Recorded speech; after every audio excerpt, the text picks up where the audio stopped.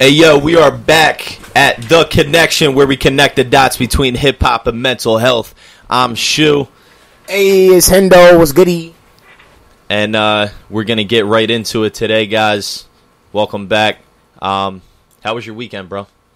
My weekend wasn't too fucking bad, bro. I spent the weekend with your stupid ass. Yeah.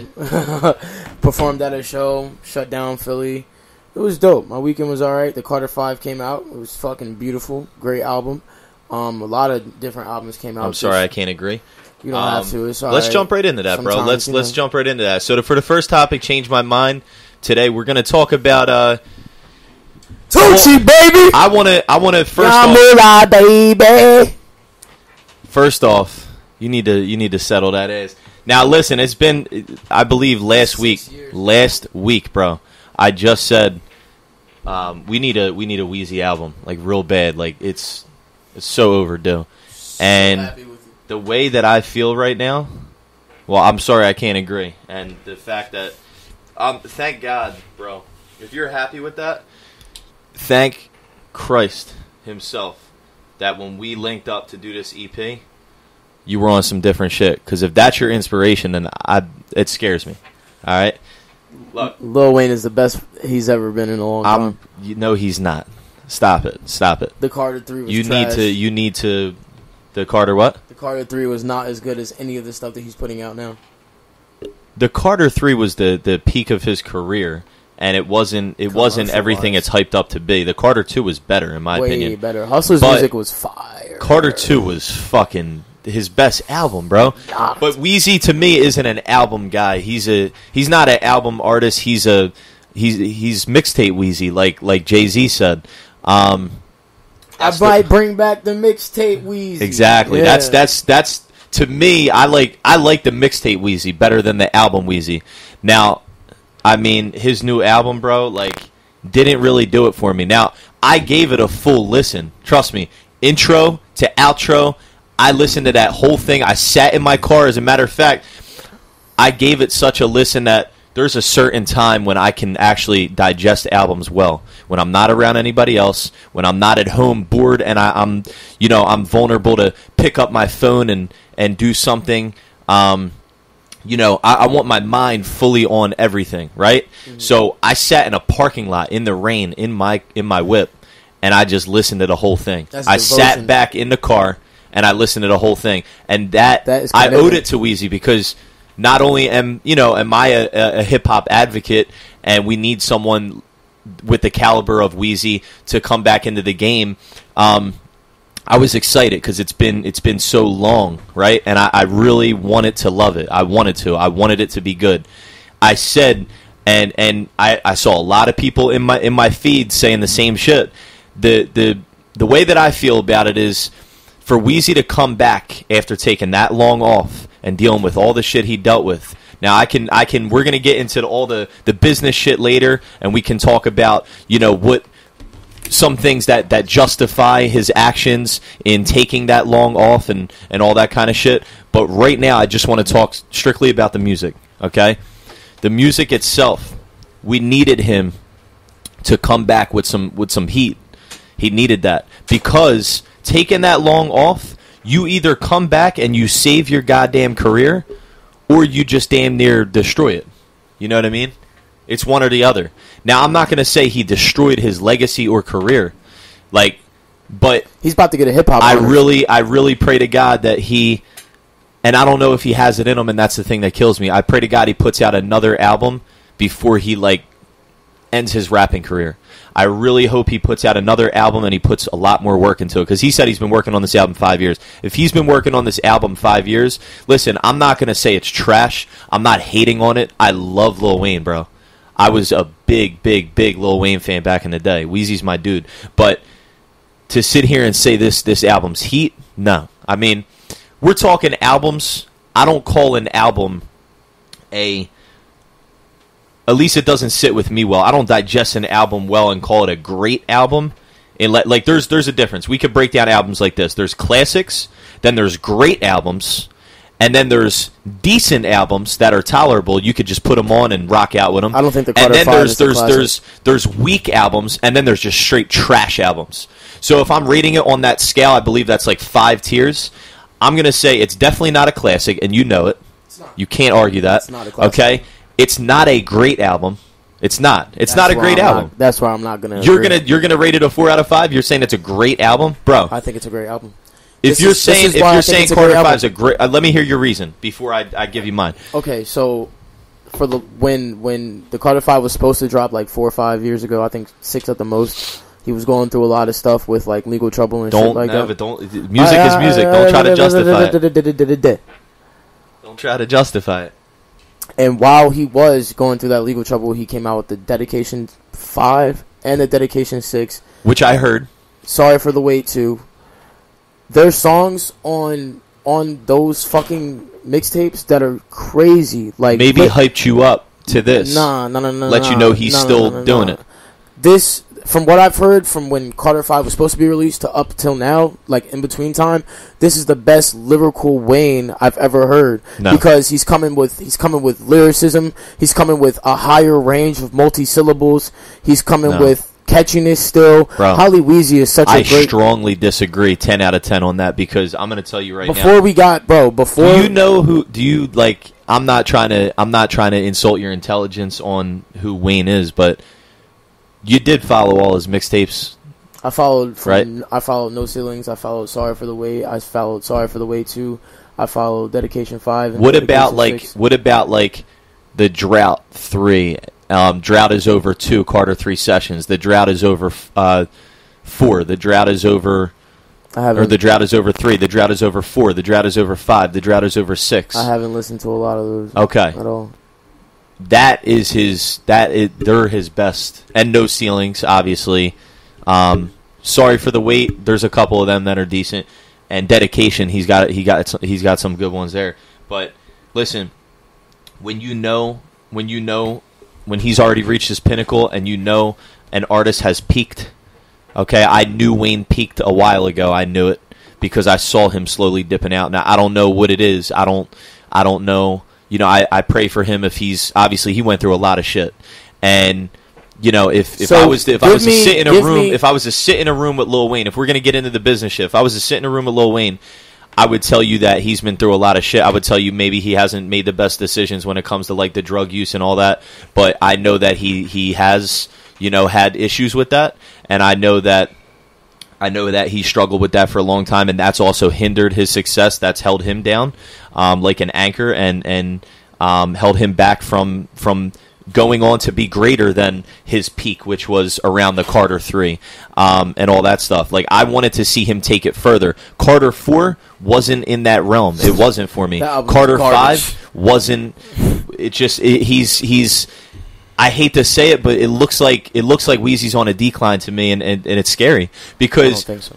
I was actually scared. I was so excited, but yet so scared to listen to this album because I was afraid that it's the same thing I feel right now. I was afraid that I would get to this feeling. I was afraid that I would say we've already seen the best of Wayne, and now, you know, when we go to listen to Lil Wayne, you got to go back, you know, 5-10 years ago, and that fucks me up because that was his peak 10 years ago.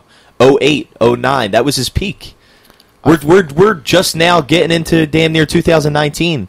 That was almost a decade ago, bro. Like, that's not okay. And time doesn't mean shit when you're a good artist and you're always growing as an artist and getting better and coming out of your comfort zone and trying to, you know, not so much fixating on what you already created, but kind of blending with the sound now. Like, that, I will tell you, in his defense, Weezy is keeping up with the sound today. He is, but maybe it's not the Weezy that I know. This is a whole different Lil Wayne. Like it's you could literally take the past version of Lil Wayne and the Carter 5 Lil Wayne, and they're two different artists. And you know what? Some people may like the Carter 5, and that's okay. They're entitled to that opinion. Shu is not listening to the Carter 5. Shu likes maybe 6 tracks, maybe out of 25, maybe out of 23. 7. Right. So that, to me, if That's my whole point on the tiers when you're rating albums. It can't be a great album if I like 6 tracks out of 25 or 24, whatever it is. It's 24, I think. It can't 23. be. I really, really, really dove deep into it. Now, I did listen to it once. I can listen to it again. I really am dreading it. I don't want to. But I will say, I usually do well with albums. But sometimes, then again, you know what? I do listen a second or third time, and it's okay. And I like it a little more. I just know for a fact I'm not going to ever rate it a great album. Can it be an okay album, like the middle tier? Can it be an okay album, average album? Maybe, if I like it a little more. But right now, I'm not saying it's trash. It's not bottom tier to me, but it's like right above that. Okay, so I give it a 2 out of 5.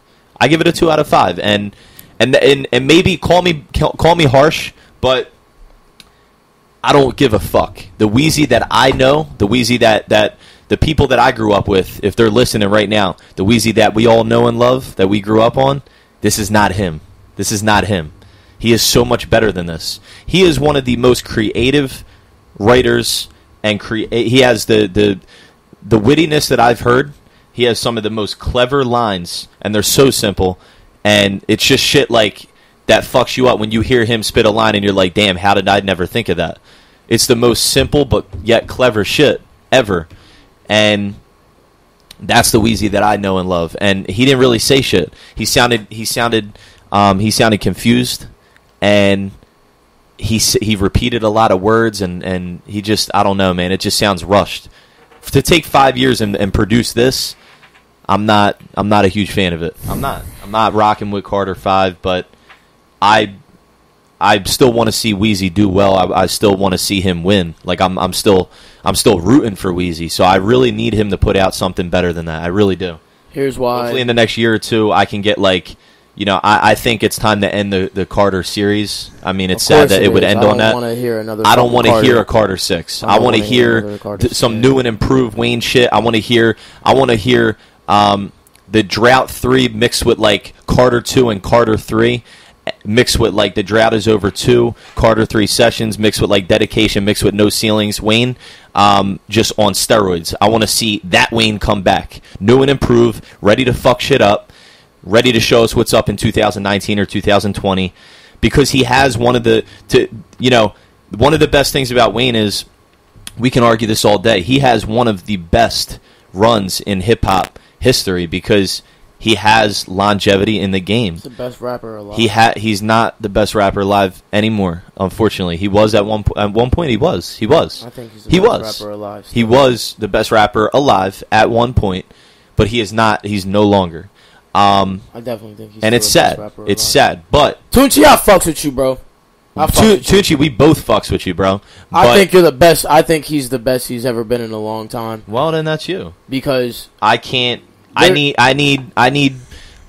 can't pull inspiration from that. I need more. You know what I mean? Like I think lyrically, from a technique aspect, we're not talking about the construction of albums because we already agreed that Wayne isn't an album dude. I feel like songs like his remixes that he does are ridiculously lyrical. I feel like Wayne is the most lyrical he's ever been. His remixes are what damn near made his career. That's what he's going to be remembered by. Let me finish. I think Wayne is the most lyrical he's ever been at 33, 34 than he was in the Carter 2 and he was in the Carter 3. He's 33 now? Yeah, he's like 33, 34. Is he? Yeah. Wayne... No. I think he's older than that. No, he's not. He's only 34. Wayne started rapping at like 11, bro. He's been rapping longer than like certain legends that we hold credit to. Wayne, as far as technique goes, as far as even concepts go, is the best he's ever been. On the Carter 5, he has a song with Kendrick Lamar called Mona Lisa that literally tells a whole story about a setup girl and about how she'll come to your house and then, you know, give her boys the drop and then come and rob your shit. We have never, ever gotten a storytelling Wayne. And that is fucking ridiculous to me. He's 36, bro. Whatever. We've never gotten a storytelling Wayne. We've never gotten a Lil Wayne that can sit down and craft the concept like that. Before you say anything, Wayne is literally the best he's ever been because if you look at his ability, not content, not how he puts albums together, if you look at his ability from now to the Carter 2, you can see that he's lyrically... The progression. You can see that he's lyrically amped the fuck up. He has songs like remixes like Bank Account where he literally... I've never heard him spit multi-syllables like that. I've never heard him really put effort and time. It sounds like he went back to writing. It sounds like he went back to the paper and started actually writing and started actually strategizing how to put syllables and words together. I feel like the Carter 2, when it comes to beats, when it comes to the construction, it's the best album he's ever done. And I can see why you feel that way. Yes. But as far as lyrically, if we're just talking about lyrics and how he puts songs together, he's grown. He's the best lyrically and technique wise he's ever been. But as far as albums go, Wayne doesn't have shock value enough to it has no, like, I'm not gonna go back and play that. I'm not excited to go back and play that album, son. Like, I didn't even know Wayne fucked with X. I knew you were gonna be excited about that. I was gonna send that to you. That shit was ridiculous. Like, I had no idea Wayne even fucked with X. That shit really fucking had me fucking, like, surprised. Like, but I definitely think Wayne is the best he's been in a long time. I think the Carter 5 is great as far as lyrics go. I feel like the beats are completely different than what we've heard Wayne rap on as far as his albums go. I think the weakest part of the album is that he is kind of repetitive and he does kind of slur a little bit. But that's been Wayne since, like, 09. Like, Wayne since 09 has been kind of slurring. He started mumble rap, if you really want to think about it. Like, and I think lyrically, Wayne is definitely better than Drake as far as techniques go. I think Drake has more quotable lines than Wayne, but bar for bar, if we're talking metaphors, if we're talking technique, if we're talking switching up flows, Drake cannot compete with his predecessor still to this day. Because Drake can't go on a song like Bank Account and spit, you buy a car for the bitch, I buy the art for the bitch, you buy apartments and shit, it's not to just walk in this bitch, you always argue with bitch. Like, he really is lyrically better than he's ever been. So look, here's my thing with that. And he's more conceptual. When have you ever heard Wayne tell a story? Wayne has more. So this is my issue with Drake. Wayne has more aggression and adrenaline on a track. He just gets more hype. That's just who he is. Even when Wayne Drake is more. He's so much more laid back. He's got that laid back tone of voice. We've only heard when he rapped on Ransom. That's the Drake I want to see more often. He raps like a stepdad that's sipping wine at a fireplace. Yes. Thank you, bro. That you couldn't have said it better. Like Drizzy. Like, we need you to like. He raps like he's waiting for his daughter to come home from a date. Exactly how he raps, and Wayne raps like he's the dude taking his daughter on the date. He raps like a man. He raps like a man, sitting in a cabana somewhere, getting his legs rubbed and shit by some fucking. You feel me? Getting a manicure. You know what I mean? Like, come on, Drake. Like, give us some aggression, bro. Like, I need you to go to the hood and spit some shit. But the reason Drake doesn't really need to give aggression is because Drake raps like a mobster. You know how like a mobster will come up to you like smooth as fuck and tell you to your face he'll kill you. That's how Drake raps. You feel me? He doesn't need to say anyone's name. He knows. He doesn't. I don't even think Drake sneak disses. Drake says exactly what he needs to say, and people hear it. People hear it and they're like, "Damn, he really said that." When Wayne has the same effect, but it's with metaphors and it's with bars. Drake has that effect with quotes and the things that he says and how simple they are. Wayne is literally the metaphor king. He's the bar king. Like, there's no one who you know how Eminem will like explain a metaphor in his songs. Wayne does not need to do that. Wayne doesn't need to explain himself to the degree that Eminem does, as far as like putting the whole bar out there on the line. Wayne is someone who can say one to the chest with this chopper, leave you with just arms in the head like an octopus, and you'll get that imagery. Eminem is someone who says it's a fatal mistake if you think I need to take a vacation to trip abroad. That line is so crazy to me, bro. Right. That line is so ridiculous to me. But I think technique-wise, I think lyrically-wise, Wayne is definitely the best he's ever been. But I think as far as albums go, and as far as like how much he floods, he's not as good as that as far as like the droughts go. If we're listening right now, I mean, it's time. We're talking about it. We might as well get right into it. Listen, when it comes to comparing Drake and Weezy, I'm going to say this right now. If you would have asked me this 10 years ago, I would have said, fuck a Drake. Fuck a Drake, because that's the shit I was on. Listen, I wasn't... Drake puts albums together better than a lot of people. But I really never took Ridiculous. I never appreciated the Drake Why? that we have now until like years later. No, listen. What? The No, Drake listen. we have now isn't even 2000 better than Thank Me Later. 2010, he dropped. 2011, he dropped. Thank Me Later. No, 2009, he dropped Thank Me Later. 2011, he dropped Take 2009, he dropped. What was So the Far shit? Gone? Yeah, So Far Gone. I thought that was in 2010 was 2007. Thank Me Later. I know for a fact.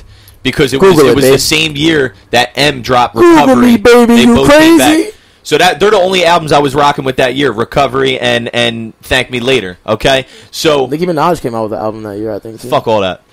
I wasn't fucking with Nicki Minaj. I wasn't. Bars. Not yet.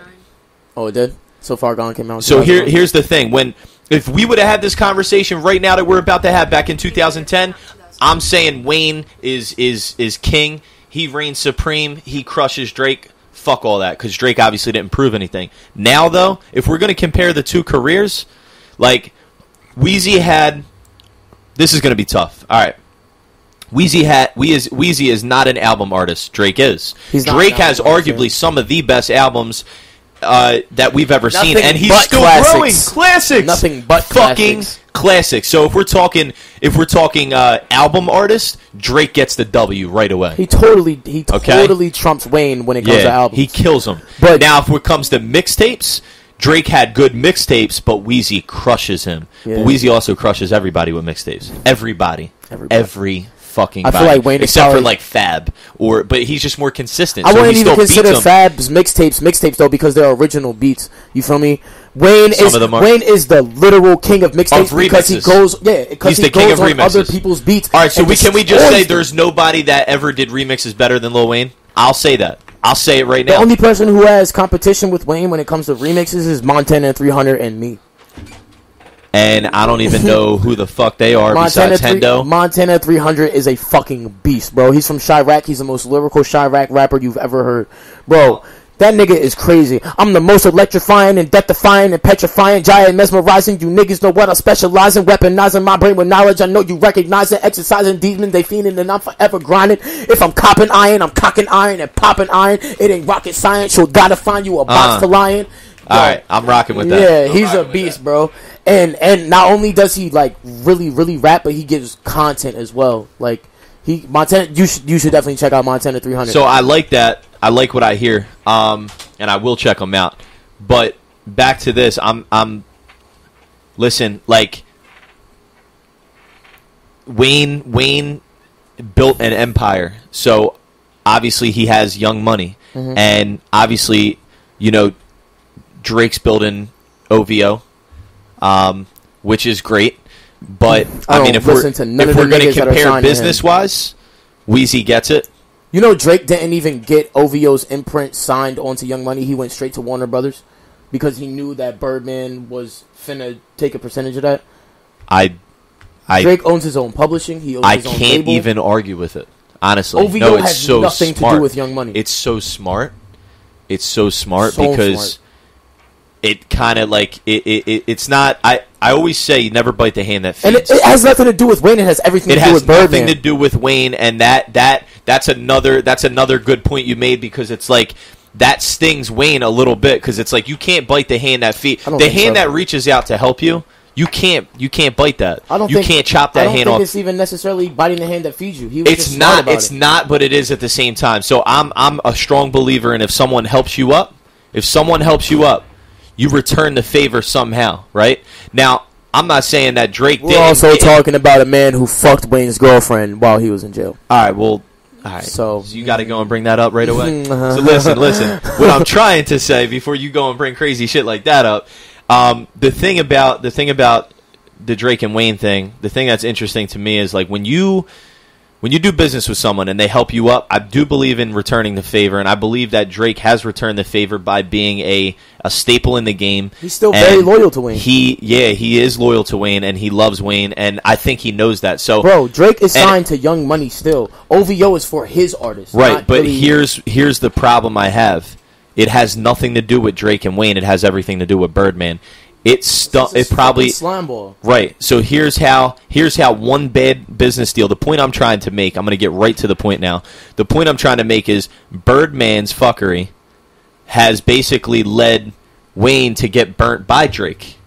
That's really what happened. So instead of Drake putting it under Young Money, I don't know if he would have or would have done it the same way he did, but I believe he would have had some affiliation with Young Money, right? Mm-hmm. Like a smaller umbrella under Young Money. Yeah. But it's not, because he was protecting his assets, and he was protecting his career and his legacy. Mm-hmm. He was watching what was happening to Big Brother, to Wayne, and he didn't want to go through that same shit. You think it's a Big Brother situation? I think it's more like a father thing. What do you mean? Like Drake's and Wayne relationship. I think Drake teaches Wayne. I think Drake looks up to him like a father, but it's like his big brother. Yeah, because they're not too far away from. Yeah, that's. Like, if you really want to get into it, sure. He's like, he fathered him to the game. Like, he took him in and showed him what's up. He's got all the respect in the world. That's one thing I like about Drake. If you help him, if you don't fuck him, because you're going to hear about it on a song if you fuck Drake over. You know what I mean? He'll get petty. We know that. We've had those discussions. But the thing about it is, if you do right by Drake, if you do right by Aubrey, he's going to respect you, and he's going to look out for you. And I think that he has all the respect in the world for Wayne. Other than fucking his bitch. Here's my thing with Drake, though. You feel me? Keep that on the hush. My thing with Drake is that I feel like to a certain degree now he expects people to acknowledge him as a gatekeeper, which he is a gatekeeper in the game. But I feel like the way he goes about it, with like how he'll go on a song and steal a nigga's flow, won't really give him credit until the nigga Who's makes this? it a problem. Drake. Ever since Savage came out, 21 Savage, Drake has been culture vulturing the shit out of people. And X made a very good point. He was like, these niggas who Drake steals flow from, they try and expose him for it, and then Drake has a phone call with them, and then they start kissing ass and sucking dick on OVO, and X wasn't having it. You feel me? He started beef with Drake because he knew he could maintain. And as much as I respect niggas for making peace with Drake, I feel like Drake kind of expects people to understand that he is a gatekeeper, and I feel like Drake is trying to make people understand that without Drake, their careers aren't shit, which isn't true, because there's a lot of artists that don't have songs with Drake that are very successful. Post Malone is super successful. Him and Drake don't have a song together. A$AP Rocky only has one song with Drake and is still super successful. X was super successful before he died. Well, hey, I'm going to stop you right there. If I don't give a fuck how many or what, you do one song with Drake, I mean, you're good. Yeah, but you're good. That's the thing, though. A lot of people who have done that one song with Drake and have solidified their careers with that song kissed his ass for it, you know? And I just can't respect shit like that. There's certain things about Drake as a man that I cannot respect. But corporately and even musically, to a lot of aspects, Drake is the GOAT of our generation. I'm not gonna say he really kind of is, as far as when it comes to albums. I'm just saying generationally, though. Yeah. I'm not saying that Drake is like we're not up here talking about best lyricist or anything. Like, we're not gonna talk about like the Eminems and Kendricks and Cole. We're up here right now talking about who is the best album artist we've seen in our time. Drake. It's Drake. It's Drake.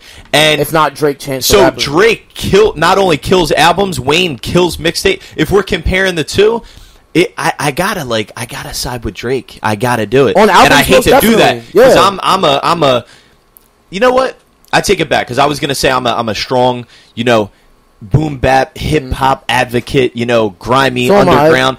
But and to side with Drake, like, that might seem like a soft way to go, but you know what? But even Drake's style is kind of underground, is it not? Yeah, I don't care anymore. Survival it has underground elements. Look, but Drizzy, I have nothing but all the respect in the world for Drizzy, and I can't wait until the day I get to shake the man's hand. I don't respect him as a man, and I'm gonna say, congratulations on your success. I don't know if I'm willing to shake his hand, but I'll definitely DM him and be like, hey, yo, you're the GOAT. But as far as shaking his hand, I never shake a man's hand that could fuck. I never shake a man's hand that could fuck they boss's bitch while he in jail. That's just super grimy. Well, I don't fuck niggas bitches and shit like that, but like the nigga put Drake on. If it wasn't for Wayne, Drake wouldn't be shit. And the minute Wayne gets locked up, you're still dancing around this question now. What? You keep changing the subject. What? And dog, I need to hear it. Drake is a better album maker than Wayne. Okay, but not only that, if we're just comparing the two, all right, compare. Wayne is a better lyricist. I need to hear Carter 5 versus Scorpion. Go. Scorpion's better. Thank you. That's all I wanted to hear. Because if you didn't listen, if someone out of out of their fucking right mind might say Carter 5, but the thing is, damn right. Scorpion's You better. cannot say that. Here's my opinion. Damn right. Here's my full on opinion. I believe my album that's about to drop is better than Carter 5. So if you're about to tell me Scorpion's not, you're fucking crazy. Here's my full opinion.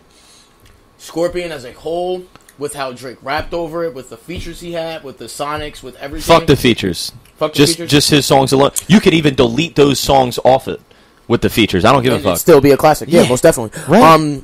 I think sonically how he delivered it, how he came with it was very typical Drake. That soulful shit. And that's not a bad thing for me to say that it's typical Drake, because Drake's formula works and it makes great albums.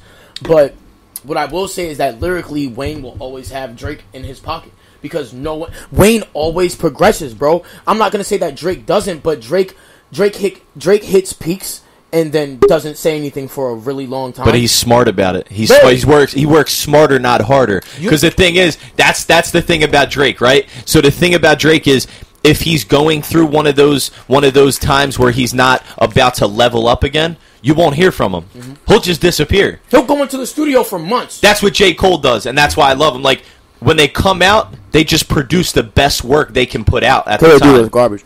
No, the fuck it's not. No, the fuck it's not. It's not the best. That's not the best lyrically I've ever heard from Cole. No, the fuck it's not. Okay. Let's get back to Scorpion. We're not talking about that. Yeah, let's get back to Scorpion. We can talk about it later. I would love to. Wayne. Everybody that wants to hear about me come at Hendo's fucking side of his face and his neck about KOD later, stay the fuck tuned. Wayne, as a rapper, as far as technique goes, as far as his metaphors, as far as his bars, is a better rapper than Drake. Not today. Not today. If you would have asked me that even maybe 6 years ago, 7 years ago. Have you not listened to songs like Holly Weezy? Have you not listened to Trap House? Have you not listened to Bank Account? Listen, maybe not, but all I gotta tell you, bro, if I got a freak, you're not about to tell me. Look, here's what it comes down to. You might pull something else from one of Wayne's verses than I do. Look, you might like the aggression in it. You might like the fucking anger, right? The feeling, that the emotion that he pours out on it, right? You may pull something from that. That may resonate with you. But my thing is, like, when I'm listening to what they're saying, okay, I'm not saying Wayne has never been a shitty writer or a shitty freestyle, because I mean, at least from as far as I know, he doesn't write anymore. He hasn't written in years, right? And I know that. But what I meant was, I've never heard anything whack from him lyrically. Okay, whether he's freestyling or writing or whatever. Technique-wise, never have I. But I've heard the corny shit, and if you're gonna sit here and say he's a better writer, we don't know if Drake writes his shit. We don't. That's another thing.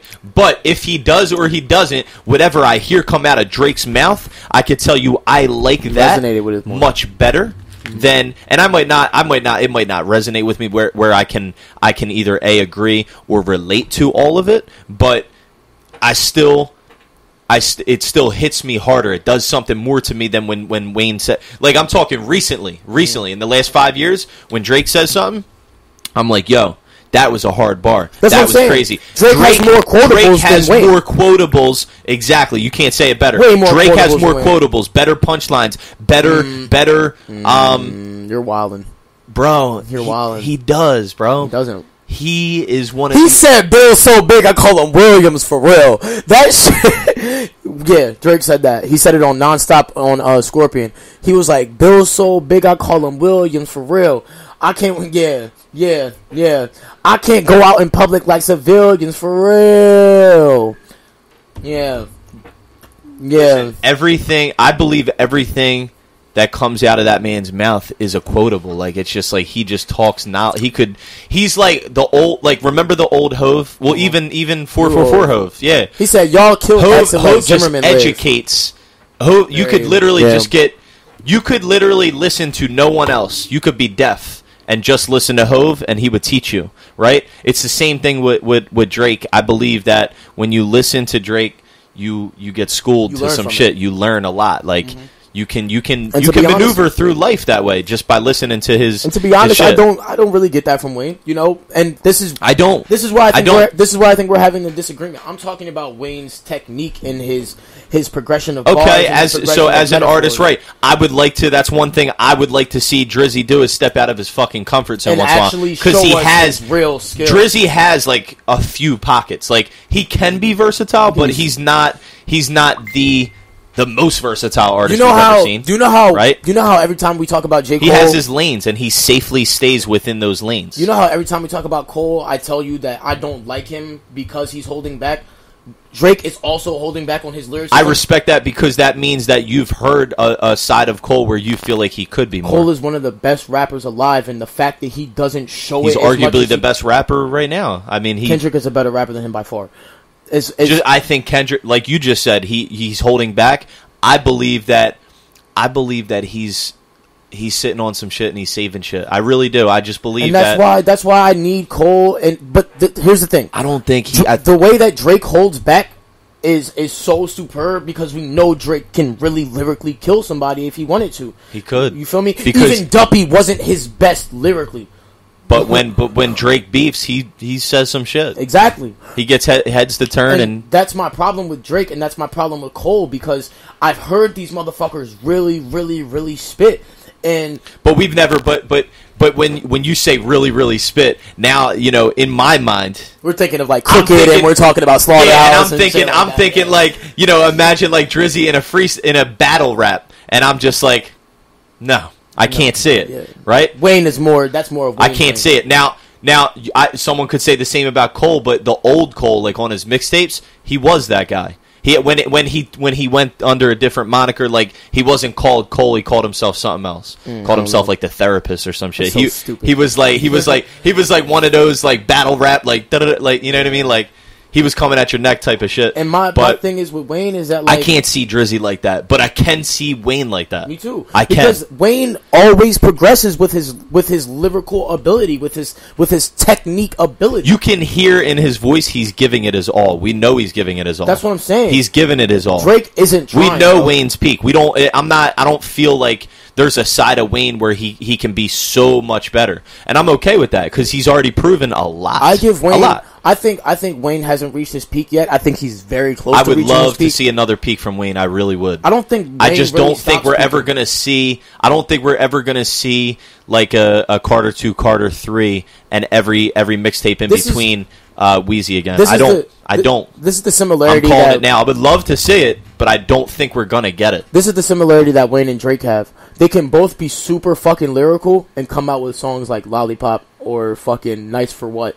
That's exactly. When I hear Wayne snap on stuff like Bank Account or stuff like Watch My Shoes or Ice Cream Paint Job, and then I listen to Lollipop, I'm like, how the fuck does this man do that? How does he switch from lane to lane to lane to lane to lane? Wayne has so many endless pockets, and it's fucking ridiculous. Everybody from Young Money has so many fucking pockets, bro. Nicki Minaj especially, dog. And since she's a woman, she has even more pockets than Wayne and Drake do. She can talk about love. She can talk about depression. She can talk about sex. She can be sexy and gully at the same time. She can be beautiful and aggressive at the same time. And she writes her own shit. No one has ever touched Nicki's pen for her, bro. Maybe, and if they have, maybe a hook. You feel me? Yeah, Everybody from Young Money is super talented. And even Nicki, to a certain degree, is holding back on her talent because she's super lyrical, bro. Nicki can really spaz. Like, and as far as Wayne and Drake go, here's where I'll agree with you. Drake is a better all-around, well-rounded musician and an album artist. Wayne will destroy Drake when it comes to technique and when it comes to metaphors and when it comes to bars. Drake will destroy Wayne when it comes to quotables, and when it even comes to beat selection, he'll destroy Wayne. But do you know why that's more important to the world? Do you know why Drake, like you just said, like because albums sell.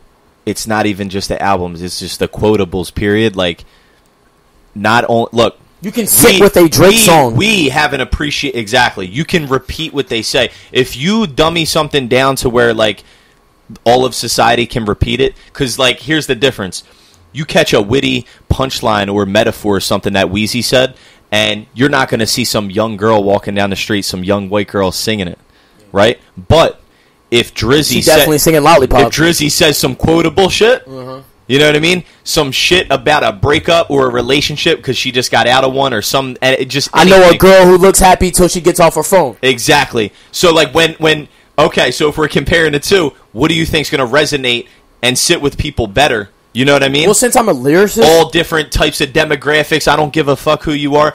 That's going to sit with people better. King.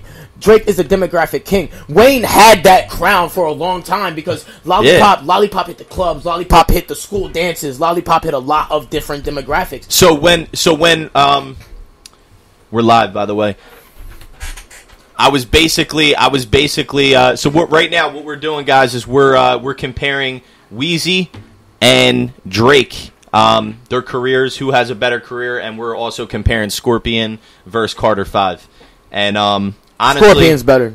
It's looking like obviously Scorpion's better. I mean, anybody says Carter 5, then I think we could probably argue if Daytona had more songs, it would probably be better than Carter 5. As far as like beats go. Daytona? Yeah. Push's album. Way better.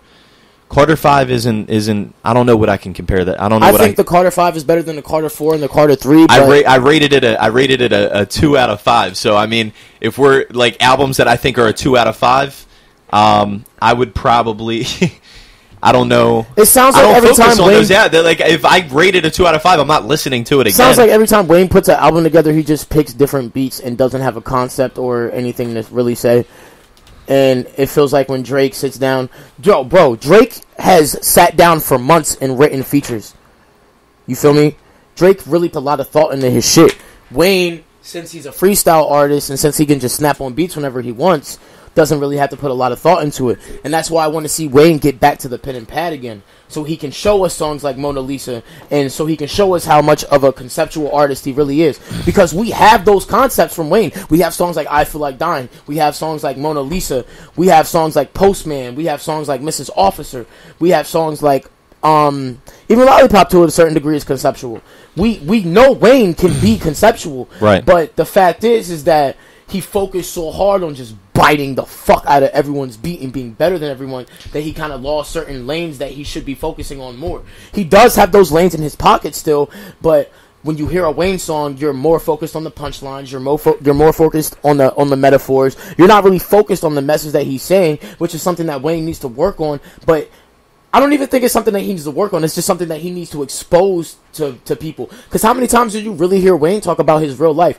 I feel like Wayne focuses so much on shocking people with his metaphors because he doesn't like talking about what he actually went through as a child. He wants to hide. Wayne is hurt, bro. Wayne is hurt. He's very mentally ill. Obviously, because he he's dealt with I mean, he's hurt because the whole drug thing. And there's certain things where he's very politically ignorant about, which I can respect because he always tells people, I'm not no fucking politician. Yeah, he's definitely, he needs to educate himself on a lot. But I'm not going to sit here and bash him. I just think that if we're comparing, like if we're going to compare the careers of Weezy versus Drizzy, Drake will surpass Wayne. Drake, and I think I kind of think that Drake already has surpassed honestly, Wayne. I think that's what Wayne wants, because when he first started Young Money, he went on an interview, I think on like TRL or some shit like that. And he was I kind of think Drake already has surpassed him. Maybe, but Wayne has been on interviews and has openly stated, I want my artists to be better than me. I want them to surpass me. And that's at the end of the day, that's winning. Like when you have an artist and they're better than you. I feel like Wayne always want your people to be better than you. I feel like Wayne, as much as he loves music and as much as he'll keep rapping, he's kind of tired. I think he is tired. I think he's a little exhausted. And honestly, in his defense, what else could he rap about? He's rapped about damn That's near what I'm everything, saying. bro. We need more conceptual Wayne. He's consistently killed mixtapes for so many years. You know how I said I need Eminem to rap over like a lo-fi or Nas type beat? Because I feel like that could be an Eminem pocket that he could be very comfortable in. That's what I need from Wayne. I need Wayne to give us something that's completely step out of his Wayne. Comfort zone a little bit. Yeah, exactly. Yeah, I was hoping Drake has done that. I was hoping this was like the one, like the Carter 5. I was like, yo, like this is gonna be so Drake different from all the Weezy that it. Like I just thought it was gonna be something that I didn't actually expect. and it was going to blow my mind. And I didn't set my expectations too high. I really tried not to. Mm-hmm. It's hard not to when Wheezy's coming back for the first time in so long. What's it been? More than 7 years, 8 years, 9 years, something like that. It's been 6. But I mean, I was excited, but it didn't do it for me. Let's talk about Drake and Wayne's features. They're both very eclectic feature artists. But I feel like I'm not talking about. We can talk about features all day. I am not talking about the Michael Jackson feature. So if you bring that up, I'll walk out. No, I'm talking about when people ask them for features. Ask them to be on their song. All right. Drake has stuff like "Fall for Your Type," and then he'll have stuff like us with like Chirac artists like Lil Reese and Chief Keef that aren't super lyrical. I believe people get them as features for different reasons. I believe a young artist mindset is I got to get a Drake feature to survive in this climate, because if I get a Drake feature, I'm winning.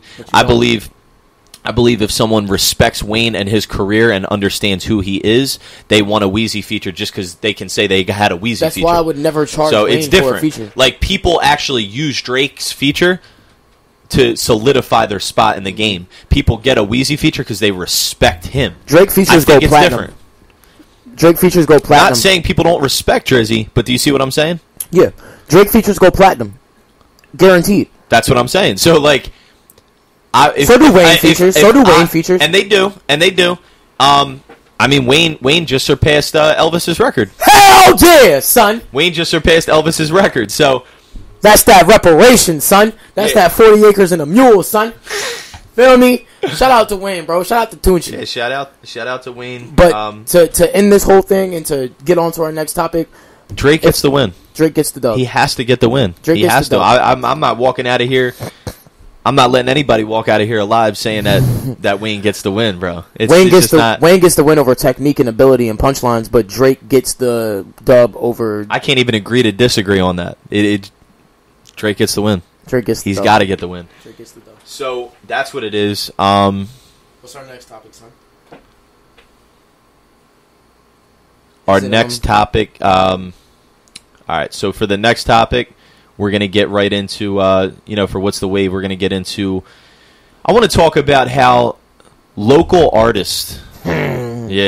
Local artists. It's got to be talked about, bro. Local artists putting down other local artists that are starting to buzz because they don't want them to win first.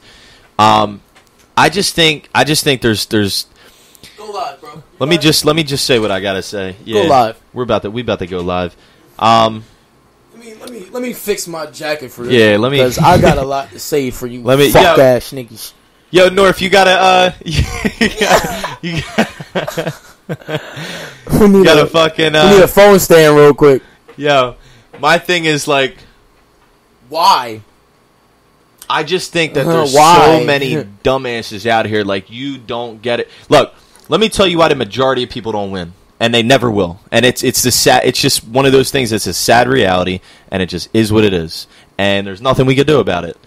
There's something we can personally do about it in our lives, most definitely, and that's okay. But it's unfortunate because me, the kind of person I am, I want to see everybody win, and I mean that.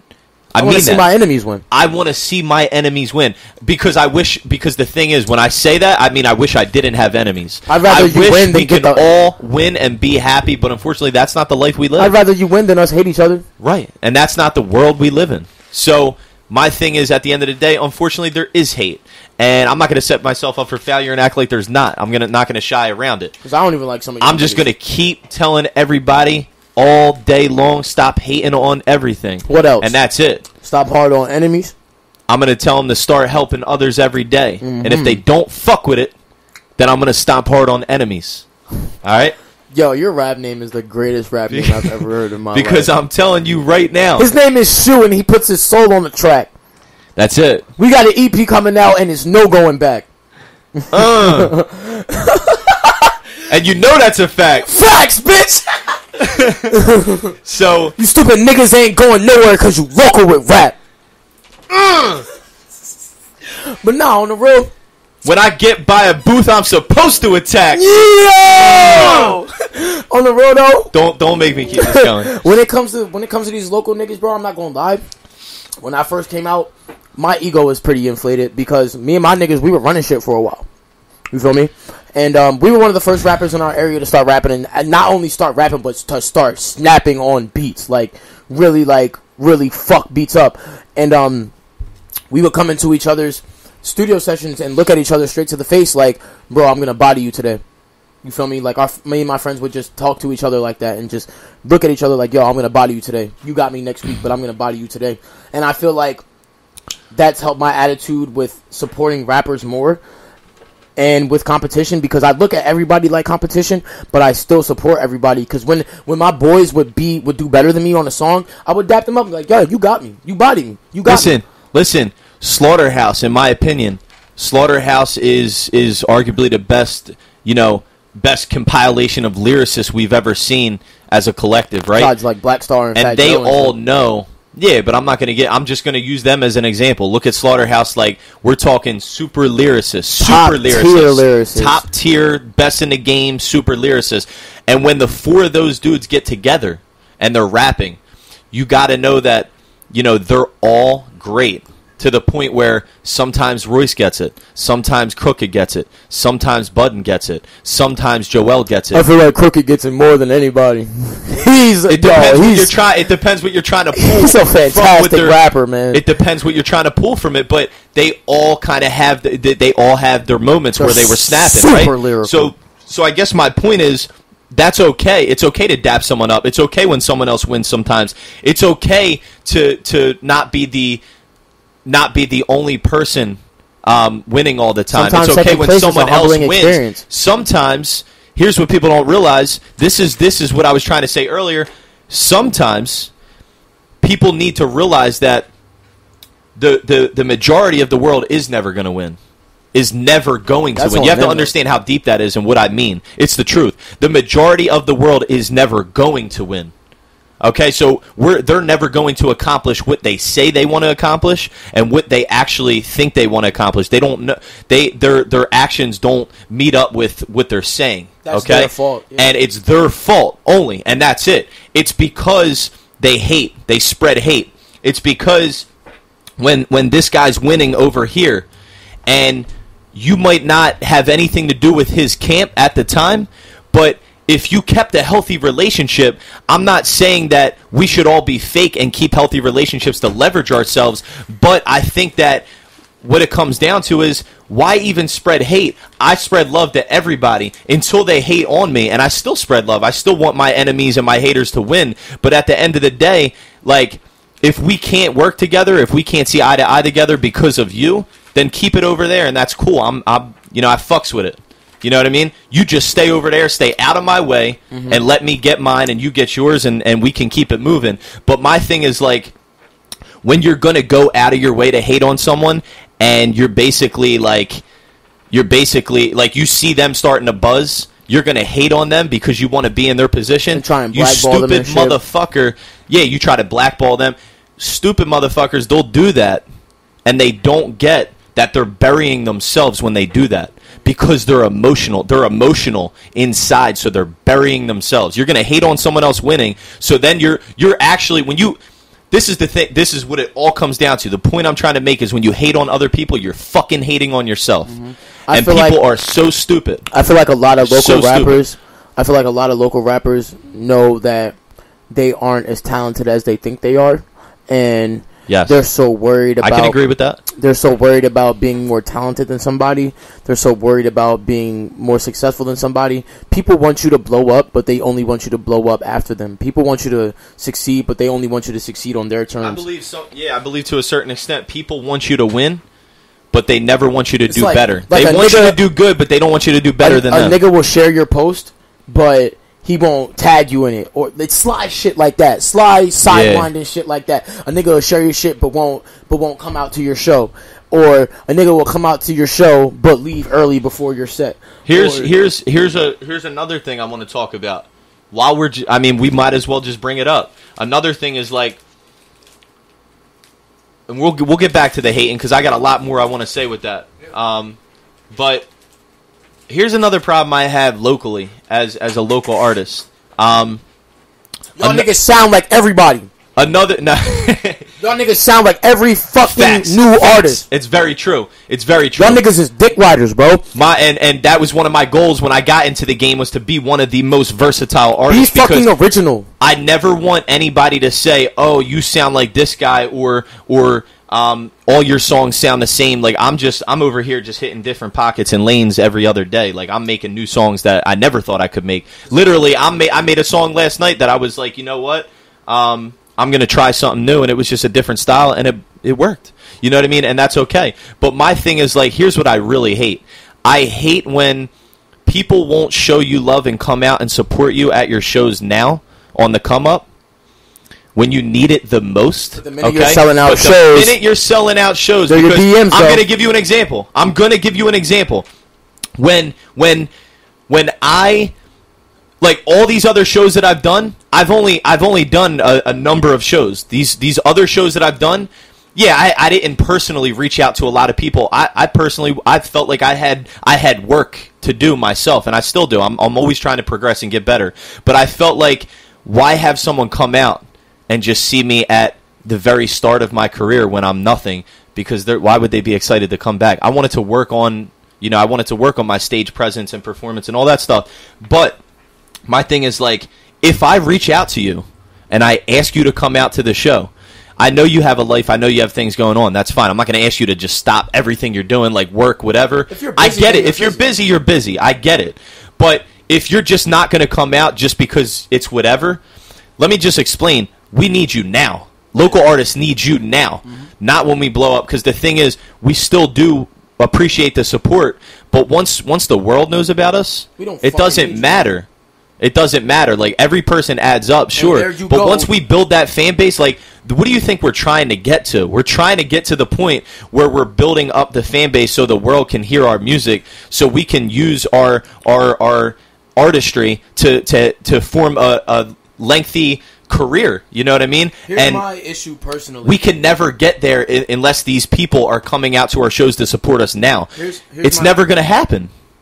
But the point I was trying to make is, as soon as I started saying I was opening for the Migos, which that wasn't bullshit. I was opening for them, but it was at their after party. I wasn't opening for the Drake and Migos concert. For all the people that hit me up and messaged me, I'm finally speaking on it. A lot of people went to the Drake and Migos concert with the intention that I was opening up for that. I wasn't opening up for the Drake and Migos concert. For a person like me to just come out of nowhere and open up for Drake, that would be crazy.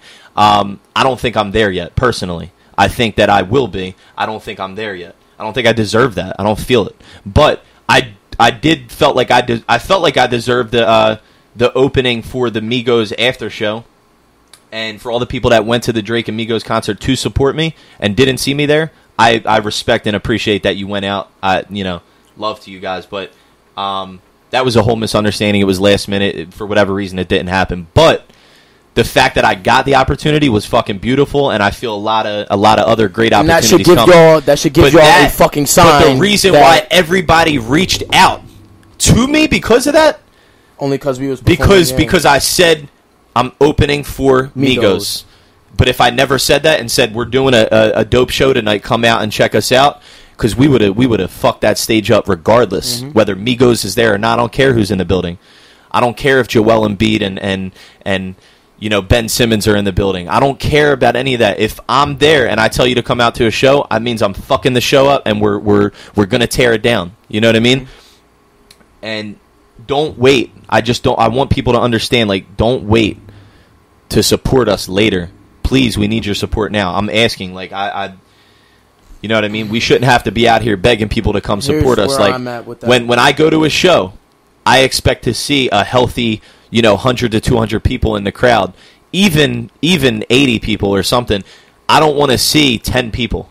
When 10 people come out, if we can only get locally, if we can only get 10 people to come out, because you don't want to take a risk and be the first person to support us, because all your friends aren't hitting you up saying, yo, let's go support, what's his name tonight. Like, why wait for that? Go out and check it out. You might have a great time. Listen, I didn't perform last night. I went out to see Hendo, and I went out for Craig's birthday and a bunch of other people. I saw The Only Way and a bunch of other acts. and I had a energy. fucking great time because There it was was one of only the best 25 people there. It was there was 25 people in the room, and I was one of them, and it was one of the dopest shows I've ever been to in my life. And that's because we really support our fucking local artists, bro. And like honestly, when it comes to me personally, I've been performing and doing shows since I was 17. I've been performing longer than a lot of other niggas that I know. And when I tell niggas to come out and when I ask niggas like to support me, it's like halfway support or it's no support at all, or niggas have egos and don't really want to support me because they know that to a certain degree I'm more talented than them, or I have more energy than them, or whatever. And other people may feel this way about their situations as well. And the thing that irks me is that when me and Shu get bigger and when we start doing crazy shows and we don't ask y'all to come out no more, y'all gonna, like, certain motherfuckers are gonna be in our DMs like, yo, I always supported you, I knew you could do it, this and da. Yo, we should do a song together. And the minute I say no, or the minute I charge you, you gonna sit there and be like, oh, Hendo acting Hollywood, Hendo don't come to South Jersey no Hendo more. change and Why would I stay the same after you just shitted on me? Right. You feel me? There's certain people in this local scene that I'm going to take with me and that I'm going to help gain a bigger platform. And the people that didn't support me or halfway supported me are going to wonder why those people are with me and why they aren't. And they're going to hit me up and be like, oh, yo, like, you don't fuck with me? Da-da-da. I'm like, listen. And you know and what? I'm going to be like, you remember when you didn't show up to that show? Remember when you didn't share that post? Remember when you didn't share my song? Remember when you tried to shit on me? Remember when you ignored my message or left me on scene? Why should I come and save you? You don't owe. People need to understand, like, as artists, we don't owe anything to anybody. That's why I'm not asking for niggas for shit no more. Right, we don't owe shit to anybody. This is something that we chose to do with our lives because we choose to stay up all night and you're not with us. Like, we're up all night, you know, working on beating on our craft and working on our artistry to put shit out, you know, to make beautiful music for you guys, right? We're going out of our way to make beautiful music so other people can enjoy themselves and listen to their music when they're driving to work or when they're going out with their friends or whatever, for any different occasion. But we don't owe anything to anybody just because we know someone. Like, if you're not showing up, if you're not supporting, if you're not, you know, inspiring and motivating them on the daily, like if you're not giving that to us, then we don't owe anything. You know what I mean? But there are people, like, in my life that reach out to me faithfully. They'll drop DMs and they'll drop private messages and they'll send me texts and you know, just tell me, like, y'all like that. And I appreciate those people. The people telling me, like, yo, I appreciate what you're doing for this mental health thing. I appreciate, you know, everything you're doing for hip hop and just keep going. Don't stop. I know, you know, times get hard. I know times get rough. People don't get how hard it is. They don't understand it. Bro, let they me tell really you something. Genuinely don't. It's set up. You already know it's set up for us to fucking fail, right? Fail. Like 99.9% of people don't pop off. Okay, we already fucking know that. Every day that we make a song, we already know that. I don't need y'all motherfuckers telling us that even more. Y'all just make us feel more discouraged. So those are the people I cut out of my life. The people that were telling me early on, do you think you're going to make it? Do you think you're going to blow? What if you don't? Those are the shaky kind of people I just wanted to get away from me because I already fucking know that. I don't need to be reminded that you may or may not make it. I don't need to be reminded. You're scared. You're scary. Your thoughts are scary. I fear the way you think. I don't want to be around it. I'm a strong believer in the fact that the human mind works this way. If you plant a negative seed in my mind, okay, it's going to affect everything and take over my mind. I don't want to give you the opportunity to allow that to happen. Exactly. So I genuinely avoid those people at all costs. I won't talk to them, okay? And I'm just sitting here like, when am I going to get my big break? When is that time going to come? But here's the thing. Here's what people don't realize. Me personally, we were talking about other local artists first. I'm talking about me personally. I don't think I deserve it yet. I don't think I went hard enough yet. I feel like, honestly, I had a talk with Hendo the other day. And I said, I feel like I've been going 75 to 80%. I want to give this shit my 100%. You know, because I have other things paying the bills and I have other focuses right now and other shit. I could give this. Yeah, you could listen. You gotta want this shit as bad as you want to breathe. As bad as you want to breathe. And that means if I was to lose everything in my life and I was sleeping in my fucking car, okay, that's how bad I want it. And that is actually how bad I want it. I'm willing to do that. I'm willing to lose everything. I'm willing to lose family, friends, people that don't believe in my journey. I'm willing to lose it all because I believe in me. I believe in me. And nobody else is going to believe in me until I believe in myself. Facts. There was a time 3 to 4 years ago where a lot of shit happened in my life. A lot of shit went wrong. I didn't believe in me anymore. I didn't know the series of patterns that were following. It was just fail. I was fucking failing everything I did. It was just so bad. It was negative. It was drama. It was chaos.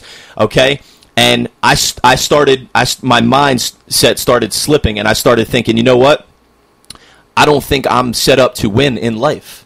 I don't. I just think that I was, it was like, woe is me. Like I had this bad, playing the victim type shit. Yeah, I was playing the victim, man. And eventually, like, I had other, beautiful, amazing people that cared about me. They helped me pull through that situation. Shout out to you guys. I appreciate all the support, all the people that did reach out, all the people that kept me company, stayed in my life, and hung out with me due to, those dark times in my life. I may or may not be here to talk about them today. And, that's the sad reality. But a lot of people go through shit, and they need to realize that there are people that you can reach out to help you in a situation like that. And when you go through shit like that, you gotta reach out to people, because I couldn't have done it on my like just by myself. It was a lonely time, and I guess what I'm trying to say is I just need people to understand that I'm not going to give up. Okay. Mm-hmm. I need people to understand that. I don't want to hear your negativity. I don't want to hear your hate. I just don't want it. I will avoid you. I will ignore you. I won't talk to you. I won't respond to your texts. I won't. If you're negative, just know that I will walk away, and if you're around me or if you're texting me, I won't respond. I promise you. Be negative. That's the quickest way to get fucking scissored and cut out of my life. If you're a person that I care about and you're going through shit, that's a whole different story. I'm here to help because I love you, or because I grew a liking to you and I want to see you do well. I want everybody to win. That's not negative when you're coming with your problems. But if you're going to be negative about my shit, I'm going to cut you off. This is where my whole issue is. For the longest time, since I was a child, I was abandoned and I was lied to, and people told me I wasn't going to be shit up until I was like, even now. So with this music shit, when I decided to make this music shit my whole life and to really reach for that goal, a lot of people don't believe in me. A lot of people abandoned me. A lot of people lied to me, just like in my life. And it caused me to look for self-validation when I started to really get crazy serious about it from other artists that actually don't give a fuck about me personally or musically.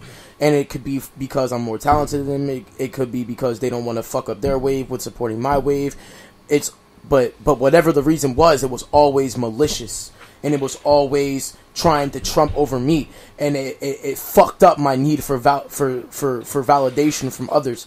And the other day, I was ready to quit doing music. I texted Nick and I was like, I'm done. We're not finishing the EP. I don't want to do this shit anymore. People don't give a fuck about me when it comes to music. They'd rather me shut the fuck up, so why not give them what they want? And that right there, and I'm not going to cut you off, but that right there is not okay, because this motherfucker right here, he is an amazing artist. Okay, we've been working on music together. We're working on an EP currently, and we're done. We literally just started working on the last track today. So that's going to be done soon, and you guys will have it. It's very dope. It's about mental health. It's about, it's everything from deep storytelling shit to, sad shit to party shit to realization shit, spiritual shit. Yeah, spiritual realization, like politics, everything. It's got everything. But for him to just say that he wanted to stop making music, that would actually crush me. I wanted to stop making music because of other people, right? You're looking for validation out here. Other people make you want to stop following your dreams, and that's this whole world. That's not how the world should be. That's not how the world should be, and I'm not okay with it. And I I stayed in my bed and I cried my fucking eyes out, and my girlfriend is here to attest to that. Not only did I cry, but I yelled and I almost lost my voice, and I said, why me? Why me? Why me? Why do people hate me? Is it karma for the things that I've done to people? What is it? Why am I being punished like this? Why do I still feel the need for self-validation? And then after I calmed down, I've realized and I looked at my life, bro. Music aside, I have a beautiful son. Music aside, I have a great life. I just got an apartment with my girlfriend. Now let's get back to music. Since I was 17 years old and decided to take this shit seriously, I've been progressing and doing better than anyone around me. Mostly everyone around me. I'm not going to say everyone, because a lot of people that I know that do music are very, very talented. And they're touching heels with me or at the same level with me. They're not significantly trash at all. A lot of the dudes that I'm with are very, very talented. And what I'm trying to get at is that it took me so long to realize that I don't need validation from these people, because my music was good before they got here. My music and my dream was set in stone before they got here. I was so focused on getting successful and shitting on people and getting gratification and validation from other people that I stopped realizing what I did this shit for. Yeah. If I didn't do music, I'd be dead. I can relate. If I didn't do music, I wouldn't even want to be alive anymore. If I didn't do music, I wouldn't even be able to take care of my son, because it keeps me sane. And I have the money will come, the success will come. Right. Music is the only thing besides God, my son, and my girlfriend, and Shu, that don't make me feel alone. There are certain artists to where I feel so horrible during my day that when I put them on, they say exactly what I'm feeling, exactly how I'm feeling, and I don't even need to speak for the rest of the day. I want to be that for other people. I want to be that for the world. I want to bring people closer to spiritualization with my music and with the words that I speak just regularly. Exactly. I want to, with this radio show, with this music, I want people to understand that they are not alone. Fuck a Grammy. Fuck mansions. Fuck going platinum. All of that will come, bro. These people matter, dog. And the motherfuckers that go out and perform on stage and act like they give a fuck about the people, and act like they give a fuck about people with mental health issues, and people who cut themselves, and people who have been raped, and people who have been marginalized, and people have lost people to suicide. People exactly. The people who fake the funk on that disgust me. Because those are the same people who sit there and talk about how they're there for motherfuckers, but then will give them generic advice like, yo, bro, everybody goes through this. Don't ever minimize another motherfucker's problem like that. If you sit there and you say that you're for the people and you want to help people, understand that their pain may not... That's a tough thing to say, because people don't realize getting into that's a big responsibility. It is a big responsibility. It's a big responsibility that you and I are taking on, just starting this show, aside from music alone, because music is a whole other thing. Music is an important, self-healing thing. Like, when you listen to music, you can heal from that alone. But just making this show about mental health and hip-hop, that alone is going to help people in ways that you can't even... You know what I mean? You don't even realize. And that's a big responsibility for us, because we have people reaching out to us all the time, sending messages, and sometimes I can't even keep up with all of them. I'm getting messages about someone doesn't want to live anymore, or someone just went through a nasty breakup and they don't know how to deal with it. And I remember just a few years ago, I was going through a lot of shit myself, and here I am now. They say you can't help others until you help yourself. So I had to help myself, put myself in this situation where mentally I'm okay again, right? Emotionally I'm okay.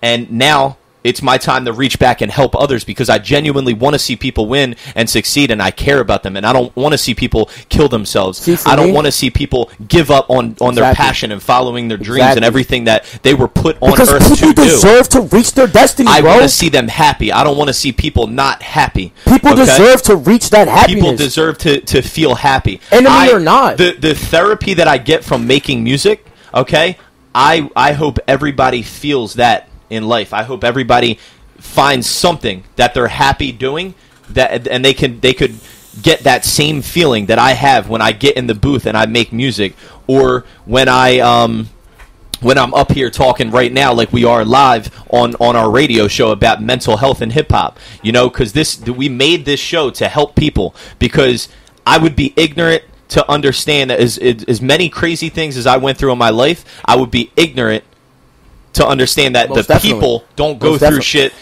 similar, or everybody has their own. I don't believe there's a person on earth that never went through some shit. And Everybody has their shit. I'm gonna give you two things, and then we're gonna move on, because you just made a very, very good point, bro.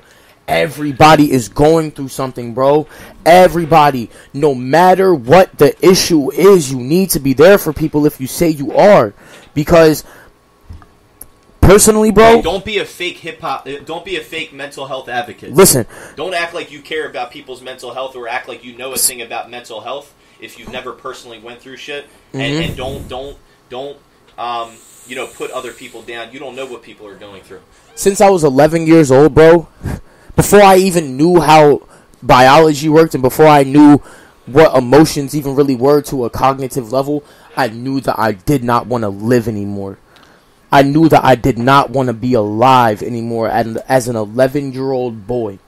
I started cutting myself at 11 years old because I didn't know what else to do. I didn't know how else to release the pain. You feel me? And other people told me, like, your life isn't that bad. You have no idea what I've been through. My life, the situations could definitely be different because there are starving people in the world. I'm very grateful to have always had a home. Sure. I'm very grateful to have always had food. But the level of pain I'm feeling could be just as the same as that person. You feel me? My level of pain that I'm feeling could be just the same as the level of pain as someone who's homeless. There are some people who are homeless that enjoy being homeless because they don't have to deal with the mundane ritual of getting up every day and going to a job you hate. But why is it that every time we bring up a personal, situation we've been through, someone always has to say, but there's people that have it worse, and there's people that have this, because they're not really there for you. They just want you to shut up. My thing is like this, right? And they're not there for you. They don't understand, because I truly believe that God gives his hardest battles to his toughest soldiers. Most and definitely. I believe, if I was to sit. I don't even know music. I thank God for my trials and tribulations every day. Yeah, like musically, I could never ever get to the point where I could fully give you my whole story of everything I've ever went through. Can I ask you a question? Nobody will ever know. I can try my best, but I can assure you right now, I know in my mind that I could never give you that.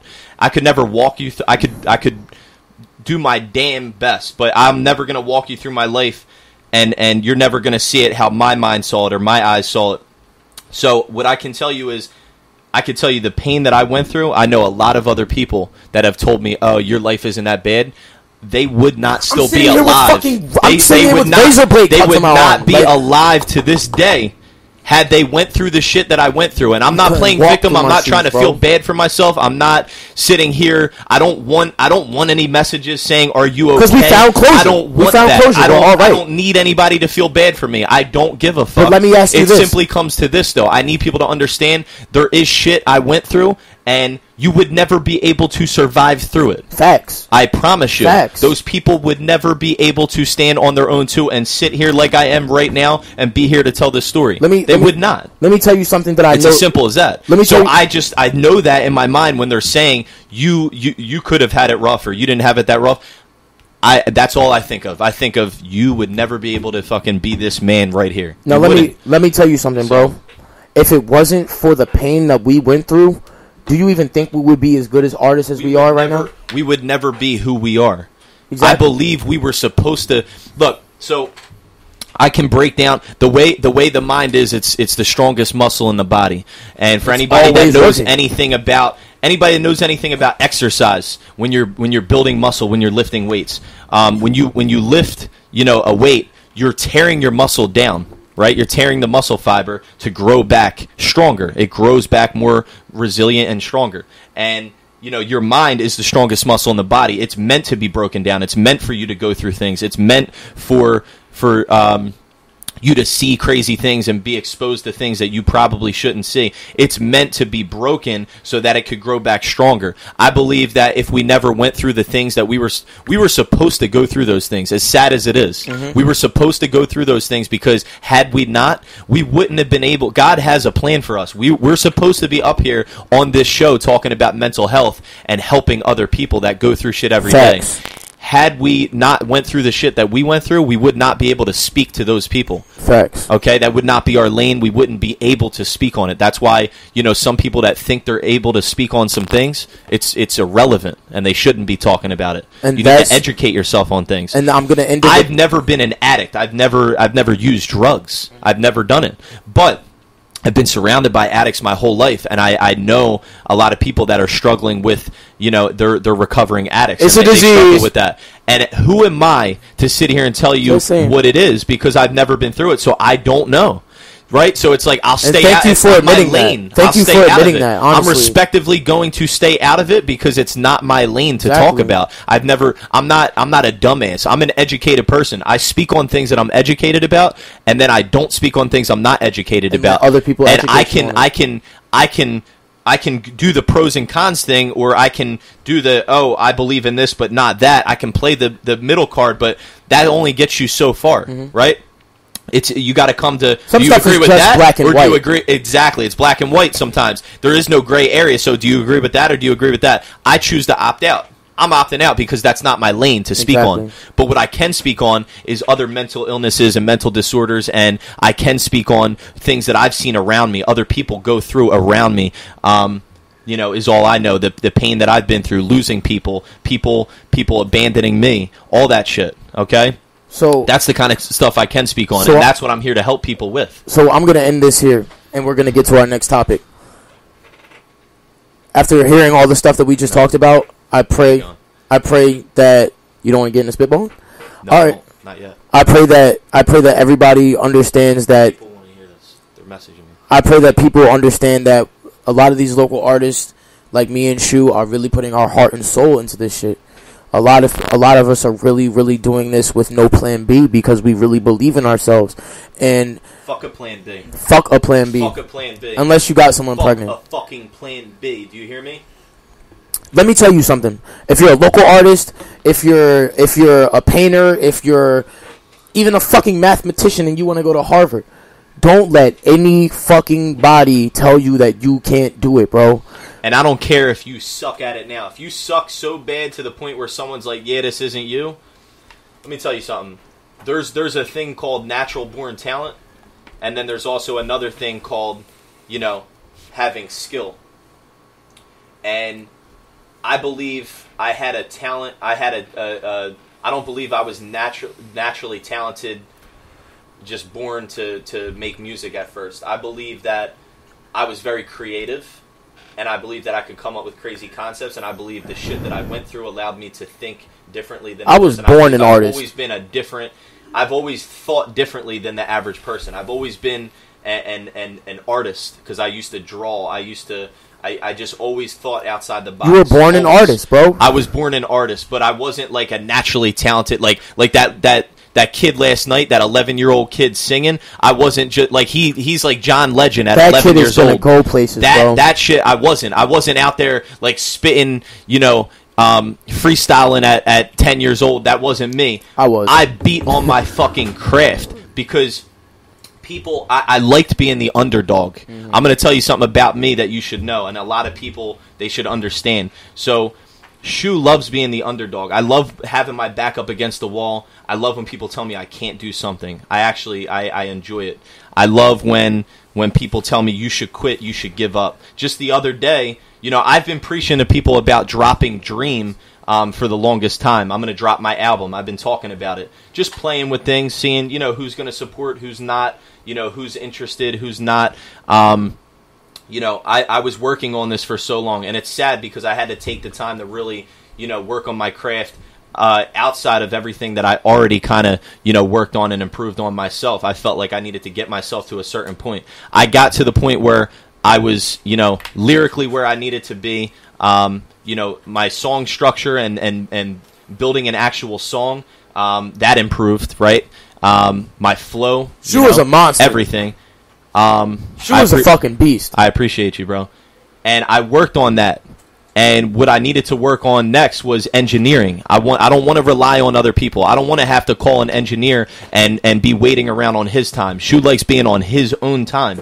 I want to engineer my own. I want to do everything myself. So I had to take the time. And where there's some people that probably gave up on me as an artist, and they don't want to be a fan of Shu anymore because I took too long to put out my album, I apologize, but I needed to work on me so I don't have to rely on that, so I can consistently drop projects all the time without relying on Joe Schmo over here that's supposed to produce my album that's taking his time because he's got other shit or he just works slower than Shu. I want to rely on myself only. And so some of y'all fucking producers be taking long on purpose. Right. So y'all can shit on us. Some of y'all really send our songs back unfinished just so y'all can get our fucking bread. And if you're a producer like that, and if you ever have the fucking privilege, and I say privilege with every fucking strong meaning behind it, because working with me is a privilege. Working with any artist is a privilege at this level. If you are working with me and you send my song back unfinished or the way I don't want it, I will come to your address and we will have a talk. Either with fist or verbally. And I don't care. Because producers like that, producers like that are just fucking assholes, bro. Even artists like that are assholes. Don't ever come into the fucking studio with me on your B+ game or even on your A- game. I need A++ because I know where my talent is. And if you're asking me for a feature or if I'm doing a feature with you, never in my fucking life would I ever disrespect another artist by giving them something that isn't up to their level. Facts. Ever. And where I was going with that was I took the time to, work on my craft as far as engineering goes. And I feel like I'm there now. I feel like I taught myself a lot. I didn't ask anybody. I didn't have anybody school me to the studio. I saved up, bought a bunch of expensive equipment, and I started fucking around with it and playing with it myself. And now I feel like I'm there. And I feel like I have a nice studio setup. I feel like I have everything in my corner. The ball's in my court, and I control everything, and I can make beautiful music every day. You know what I mean? And I don't have to rely on anybody. So my whole point bringing this up was I just need everybody to understand I took some time, and I feel like I'm ready, and flood season is fucking coming, and I got to tell you right now, I have Dream coming soon. That's unofficially, I'm saying it right now. I will give you a date in the next couple weeks, okay? I'll give you the date. And Hendo and I also have another project I want to announce. We're going to announce it. We're going to announce it right now. Officially, we're announcing this. We have a project right now. It's about hip-hop and mental health. It is. And, we felt like what better way than to make a project about mental health because we're up here, ABM 101, talking about, mental health every day on our show, The Connection, where we connect the dots between hip-hop and mental health. The project is going to be called All Dreams Hold Destiny. ADHD, All Dreams Hold Destiny. That shit's going to be dope. My girlfriend's on it. Yeah, yo. No. My girlfriend's on it. Walk behind me real quick. She's saying hide from the camera. she's saying wonderfully on it. And so she did so well. Yeah, this shit's gonna be dope. I'm excited. All Dreams Hold Destiny is it's everything that you want and need right now in your life. I promise totally you that. So dreams coming soon. ADHD is coming soon. I got something Shu coming is out also soon. working on Dream 2 right now. I really wasn't supposed to say that, but who gives a shit? It is what it is. We're not signed Shu's to a working on fucking Dream label. 2, and let's just say he's like a third to half of the way done already. And Shu also is going to work on he's working on a mixtape as we speak as well. So just know that I don't sleep. Don't ever, you'll never catch me slipping. I always fucking work. I'm always working. There's never a moment where I'm not. My phone just fucking died, and it is what it is. All right, so let's get into the mental health topic. We're gonna talk about bipolar disorder today, and shout out to everybody right now watching us live. And my phone just died, so you cannot see us anymore, but you can still hear us if you can hear us. If you can't, that sucks. Tune in, nigga. But you got to tune in. Every Sunday, 3 to 5. I don't know why I'm telling you this right now, because you can't hear me. Exactly. You can't see me anymore. But we still up here. We still going. We're not going to let that stop us. But we're in the But we're gonna end everything we were just saying with start supporting your local artists because, listen, some of us are going to grow on to be some of the dopest artists that you've ever heard, and Legends. I promise you that. I promise you that. The kind of heart that Hendo and I have, Hendo and Shu are never going to stop. We have heart, and we are going to. We're always gonna outgrow ourselves. We're always gonna be better. We are always going to. This is our therapy. We're not doing it for money. Okay. The difference is we're gonna give you quality shit because we want to, because it's our therapy. Because the money's gonna come regardless. Fuck the money. You guys matter. Right? Helping y'all matters. The money's gonna come regardless. Just support local artists. Thank you. They need it. And I'm ending on that. And that's it. All right, so our mental health topic today is bipolar disorder, and this is something that's super personal for me. So if you don't mind, I kind of want to lead this. Bipolar disorder is it's a super complex disorder. I feel like out of all the extreme mental diseases, it's the least extreme, but it's still like it can get super bad. But bipolar can come in different levels. It can come in paranoia. It can come in delusions if you have like manic bipolar. It can come in depression if you have depressive bipolar disorder. Bipolar can be mixed up with stuff like schizophrenia, stuff like multiple personality disorder, stuff like borderline personality disorder, because bipolar isn't just your mood is changing. It's drastic. It's a drastic mood change, and anything can happen to make it hits you quicker than you anticipate. It hits you quicker than you anticipate. You really don't have a lot of time to like settle yourself and progress and process the feeling that you're having. Now, I have a question for you. Okay. Because I don't know, so I guess that's why I kind of want to educate myself. Would you say this feeling comes on and you're like shocked and blown away by it, and you're just like wow, like my whole mood switched up, and it's just like shocking to you, or can you kind of feel it coming a little bit? Yeah, I think it varies. I think sometimes, like in my own personal life, it creeps up on me more than it just happens abruptly, and since I've been dealing with it for such a long time, I know when my mood swings are coming, but there are still times where I'll just end up sad for no reason. And I know a few people who suffer from bipolar so severely that they have hallucinations and they have delusions, and those come at random if you're like way too manic, or if like you're even way too depressed. Like I know a lot of people who have delusions and hallucinations, and they don't understand why, or it'll just happen so randomly to the point to where they can't process it, and they'll just stay in the house for a month on end and just try and process through all the voices and hallucinations that they're having. And there's been times where my mental health issues have conflicted with my hygiene because it's so damn bad, bro.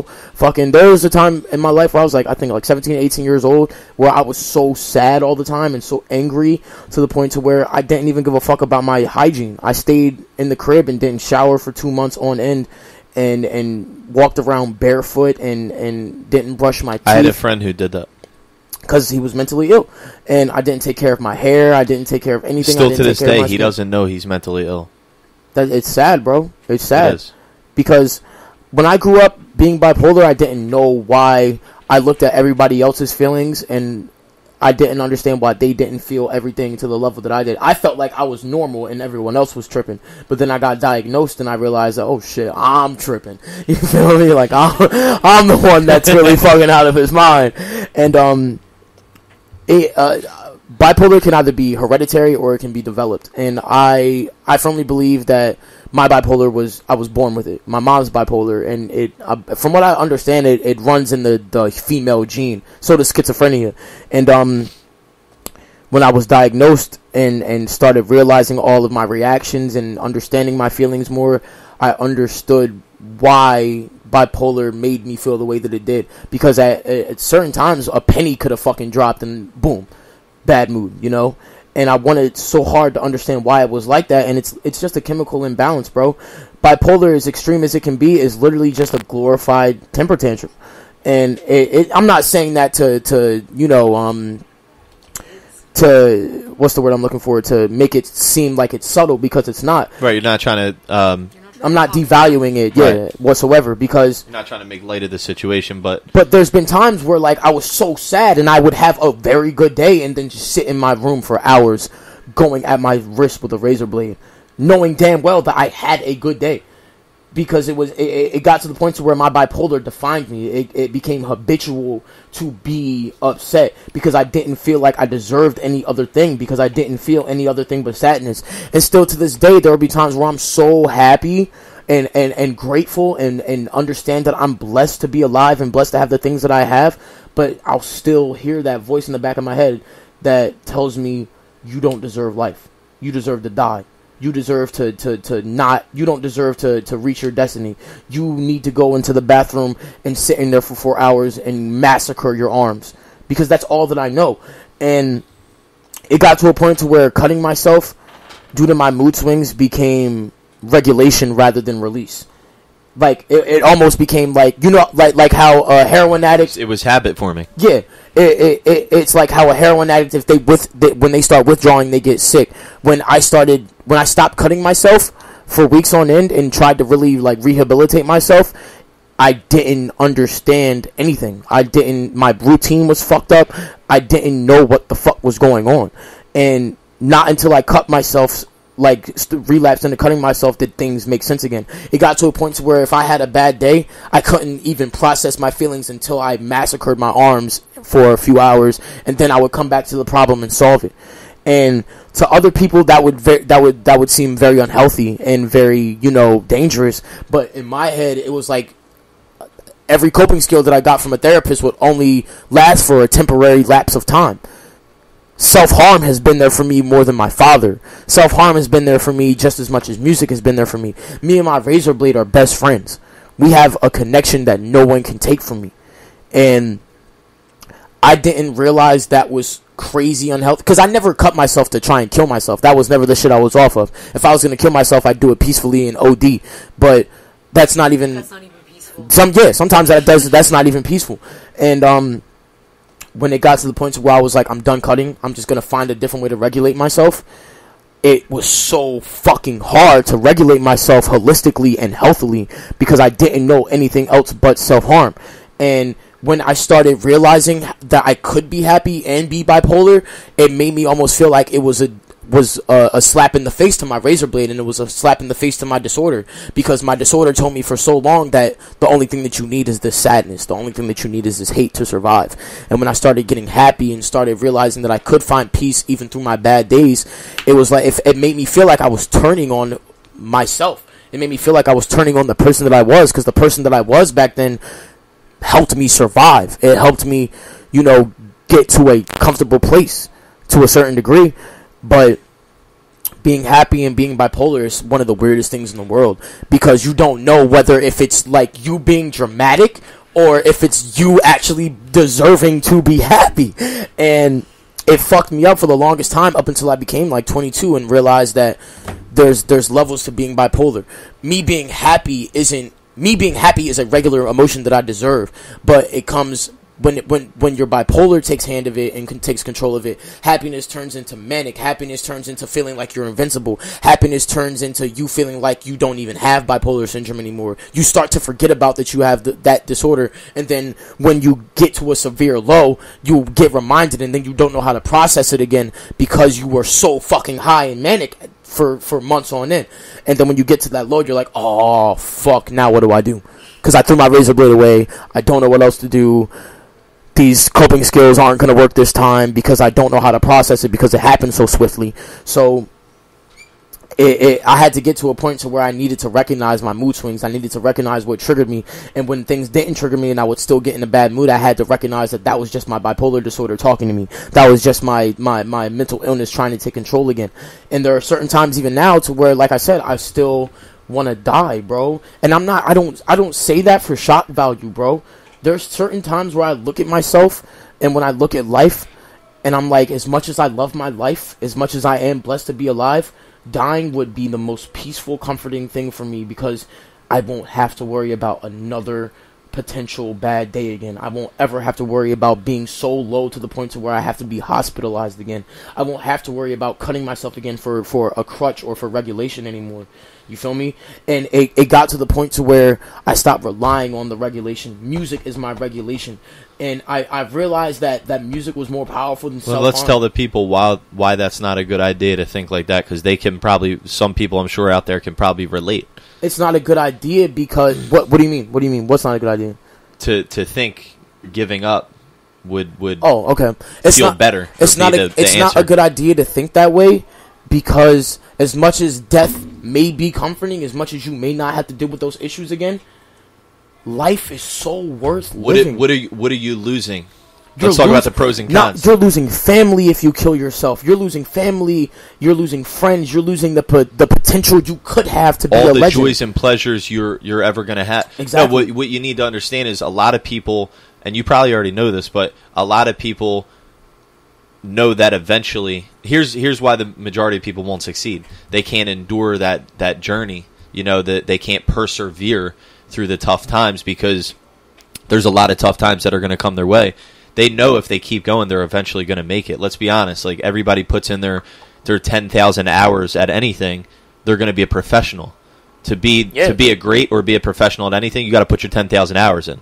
So that means if we're in the studio for 10,000 hours, if we're on stage for 10,000 hours, we're eventually going to get to the point where we're fucking doing it big screen, and you know we're on a different level. But it's just, are you willing to, do you love it that much? Is it that much of a passion where you're able to endure the journey and persevere through all the negative bullshit? Because what you're losing if you give up, if you end your life, you're losing all the joy. It's not the potential joys, it's the actual ones you will very much get. You will get, you know, joys and pleasures and all kinds of things in your life, and all these beautiful, amazing things that you wanted to first see, you know, come into your life. You'll lose all that. You won't get it. Let me tell you why you're ending it. You end your life. That's it. You're over. You're done. Let me tell you why I love being bipolar. I know what the afterlife. Let me tell you why I love being bipolar and love being alive. Because I get to sit there and talk about my mental illness. I get to sit there and have people listen to me. I get to go into the studio on bad days and good days and release all that aggression that I feel. And it's such a pleasing feeling. Sometimes it's almost as pleasing as hurting myself. Sometimes it's almost as pleasing as, more than often, it's more pleasing than anything that I could do as far as drug use or self-harm to try and subdue that feeling. When I go into the studio and I make an emotional song, or I make a song that reveals a part of my life, I get to have the comfort knowing that when someone hears that, they get to sit with it and understand that, wow, I'm not the only one who goes through this. And if I just bro, right now I feel so discouraged in music. I want to give up so fucking bad because of all the things that I've been going through. But if I give up my music, my bipolar disorder will go out of fucking whack, because I have a routine. It's very important for anyone with a mental illness to have a routine. Whether I'm a strong believer in that. Bro, and if you break it, bad. It's so stressful. Do I know how stressful that is? Bro, I do. I haven't been on medication. It's not okay. I haven't been on medication since I was a 16-year-old boy. I've been dealing with my bipolar disorder holistically for the longest time. And it may be harder, it may be rougher, I may fucking sit there and cry for hours, but at least I get that fucking privilege and honor to be like, medication didn't do this, I made this happen. Because medication doesn't deal with the problem, it subdues the problem. You dealing with it holistically gives you that closure. It gives you that resignation and register of triggers of like if I was to just go through my whole life doing it with medication, I wouldn't know my triggers. I wouldn't know how to deal with my triggers on my own, because there's going to be a certain time to where if I was on medication, I might forget to take my meds that day, and then I don't know how to deal with it at all because medication has dealt with it for so long. I get to be pleased and get to have that validation that I'm strong enough to deal with my bipolar disorder on a holistic and healthy level without the need for meds. And I encourage anyone who's dealing with bipolar, multiple personality disorder, dissociative disorder, anything like that, I encourage you to deal with it holistically, because the outcome will be so much greater than the fucking pain. I promise you. So much greater. It will be so much greater than the fucking pain that you're feeling. The pain, but here's one thing I want to state. To sum all that up, the pain is temporary. The pain is temporary. Okay? You're always going to have pain in your life. But, you know, I want to actually, one of our followers said something, and it stuck out. So I want to bring that up right now. I want to make a point.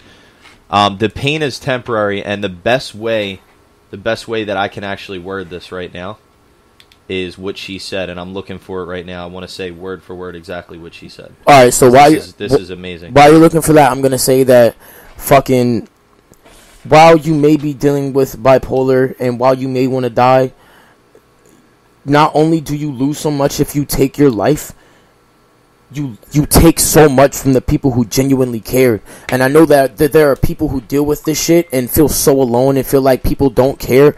But the minute you get out of that funk, you start to realize, like, damn, so many people reached out to me when I tried to kill myself. Maybe I actually should stay on this earth for the people who give a shit about me. Because if those people give a shit about me and see the potential and greatness that I don't see, who's to say that I can't see that greatness? So I want to make a point real quick before I say this. So what you just said. So look, there's one thing when people just go on fucking negative rants all the time.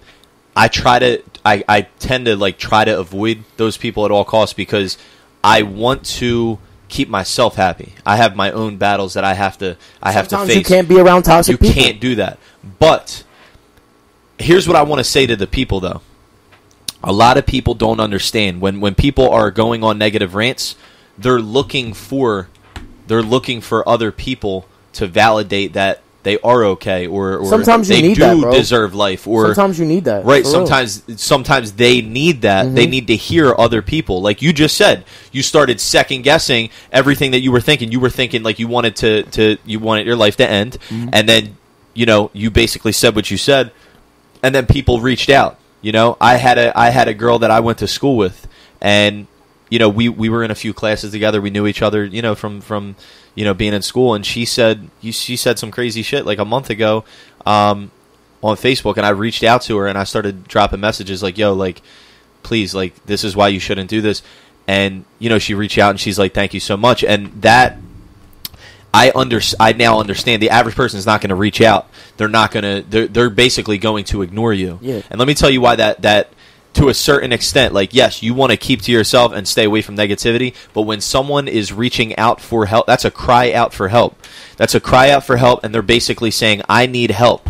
People don't understand. Some people who are attention shy seeking away from that, because how would you feel if that person went and then killed themselves? Exactly. How would you feel? How would you live with that? Some people if you're just like, yo, this person's... I hate the posts that I see when they're like, oh, get these pieces of shit off they're ranting about this again or that, or like, shut the fuck up. You don't know what they're going through. Like, that's so destructive. Don't speak on it if you're not going to help the problem. If you're going to find a solution for the problem, if you're going to bring a solution to me, go for it. But if you're just going to perpetuate hate, don't just stay. Stop hating on everything. Just stay in your fucking lane. Stop hating on everything. Yeah. Start helping others every day. Yeah. That's the whole fucking point, right? But that's what SHU stands for, and that's exactly my whole point. A lot of people just don't get that. So when you see that, don't think that these people are just going on a rant just because they're attention seeking for a reason. They're seeking attention because they have a mental illness or disorder, and they're like going through. Nobody. They feel worthless. So don't be another piece of shit in the world, because all the people that just comment on it and don't actually find a solution, you're the real piece of shit. And you make us want to kill ourselves. And I'm not trying to bring anyone down and perpetuate hate, calling people pieces of shit, but don't be a scumbag. You know what I mean? Help people, man. So what I wanted to say, I just found it. So one of our followers, she was following us live on Facebook, and she said, shout out to Cecilia. She said, you can have two different people who were both diagnosed with cancer. One can accept the fact that they have it and live life joyfully, and the other can sit in depression and isolate themselves. That's very true. So how do you feel about that? I feel like that's super true. Because there are people I know who are dealing with bipolar and dealing with other mental illnesses that feel like they have no way out and don't want to be convinced that there's another way out and don't want to be convinced that they can progress and find closure. And then there's right. Basically, like you have your people that want to play victim, and then you have your people that are like, "Fuck this." I wouldn't even call it playing victim. I'm gonna. When adversity looks me in the face, I'm gonna stare back in the face and grill it, and I'm gonna get through this. I'm gonna break through that wall. I don't care how tough, how hard it is. I wouldn't even call it playing victim sometimes, because sometimes your mental illness is stronger than you. You know, sometimes your mental illness, because I don't believe in that. Just listen, because you advocate the fact that the mind is the biggest muscle, which I agree to a very large extent as well. Your mind is everything. But when your mind is distorted and when your mind is working for itself against you, there's certain times where you feel so fucking weak. Then you need to educate yourself and understand what that problem is, and find ways to. There are times when you're weak, but we need to work smarter, not harder, because sometimes you can put yourself in a situation where you get yourself so low, you should have never gotten yourself that low. When you initially feel it coming on, you have to attack that shit. You have to attack it. You have to fucking attack it. Like you're in the jungle, okay?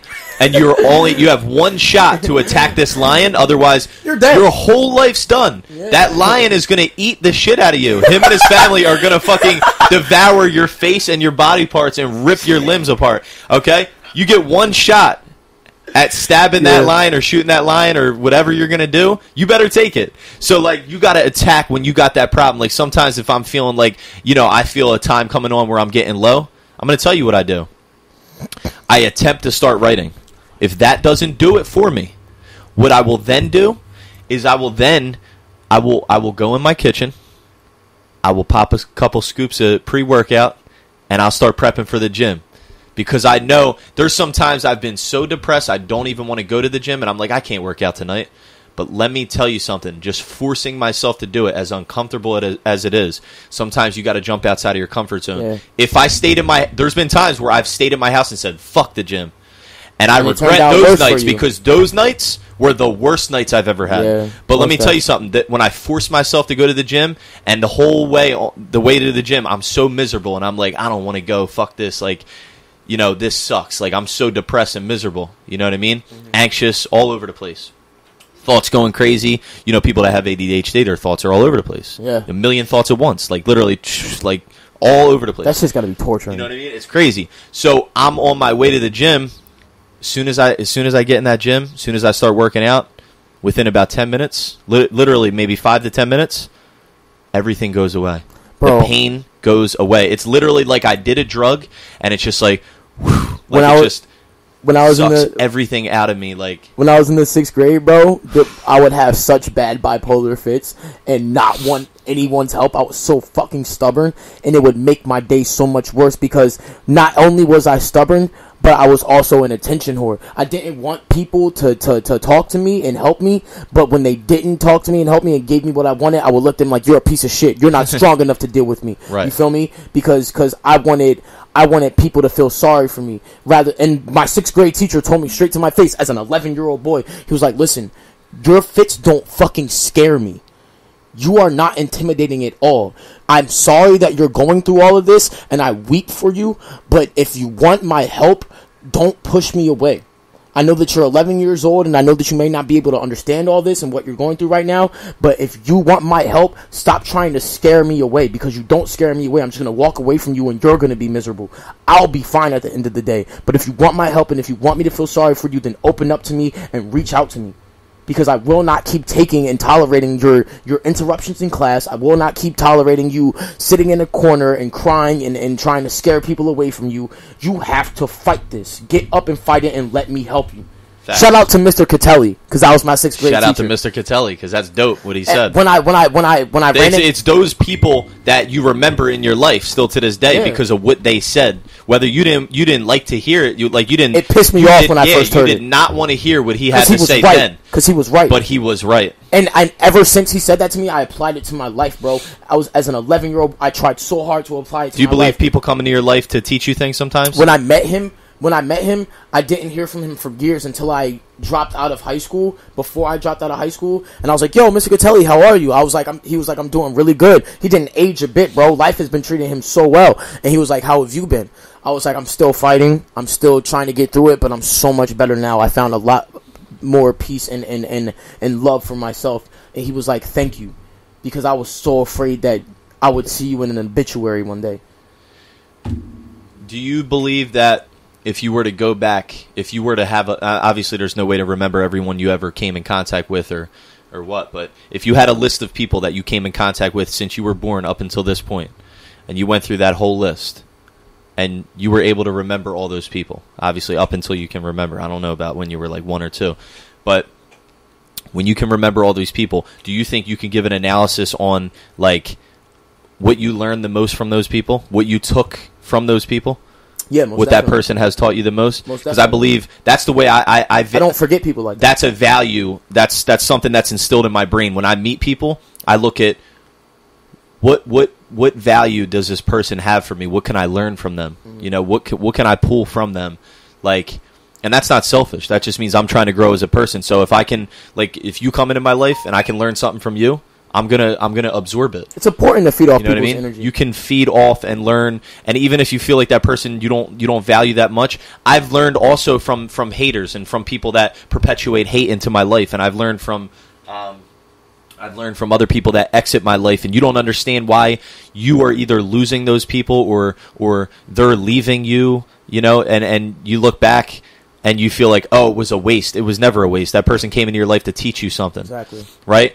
Exes, old people that you part ways with, friends, you know, basically you just you had that person in your life for a certain reason, and you know, you learn something and you can pull something from it. And that's the most beautiful part about life, you know, interacting with people. You can take anything from anybody. You never know who's coming in your life for what reason. You don't really know it until after the fact. So that's pretty much it. You know, as far as everything else goes, I just wanted to kind of wrap things back up with, you know, what we were saying earlier.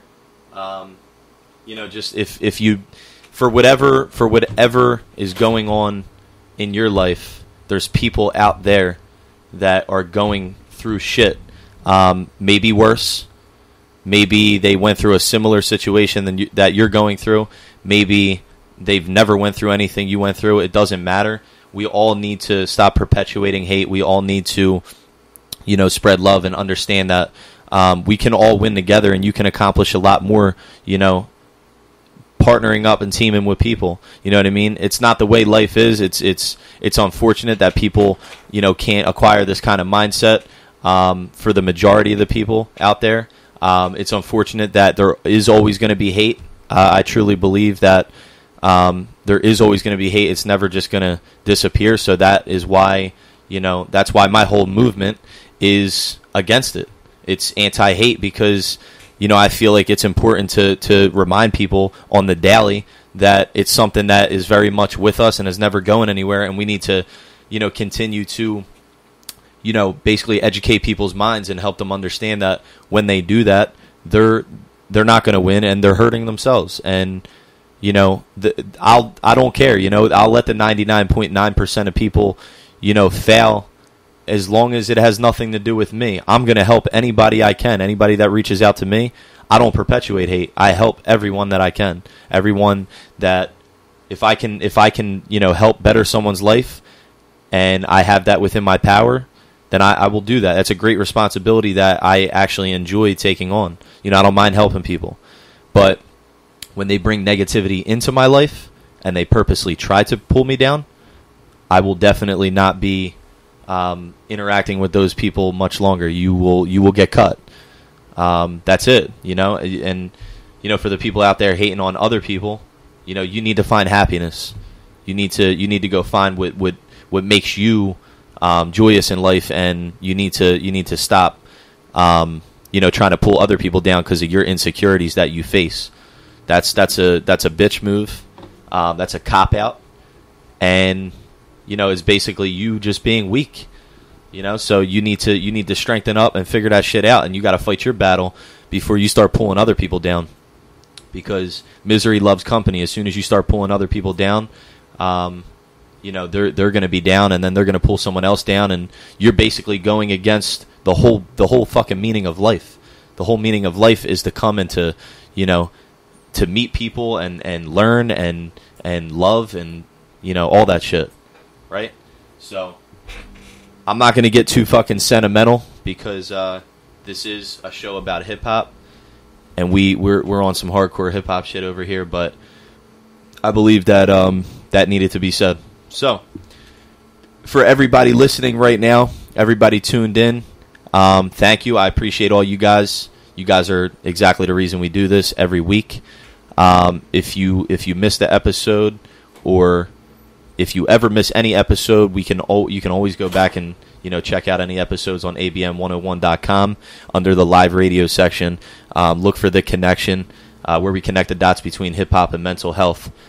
By the way, anybody that ever needs anybody to talk to, I'm sure you guys know this by now because I say this every week, but I'm going to say it again for the people that, you know, are listening for the first time. You can reach out to me literally any day. I don't care what time it is. I don't care if it's 1 in the morning. I don't care if it's 4 in the morning. I don't care if it's 8 in the morning. I don't care about the time. I don't care what it is. If you just need someone to talk to, if you feel lonely, if you're going through something, reach out. You know, I've been there. I know what it's like. Like, I get it. So reach out. I'm here to help. Other than that, we're gonna wrap it up, guys. It's been a pleasure, and we will catch you next week, next Sunday, 3 to 5 p.m. We have an amazing episode. We have a guest coming up, which I'm really excited about. I want you guys to definitely tune into that one. So definitely don't miss it. I'll catch you guys next week.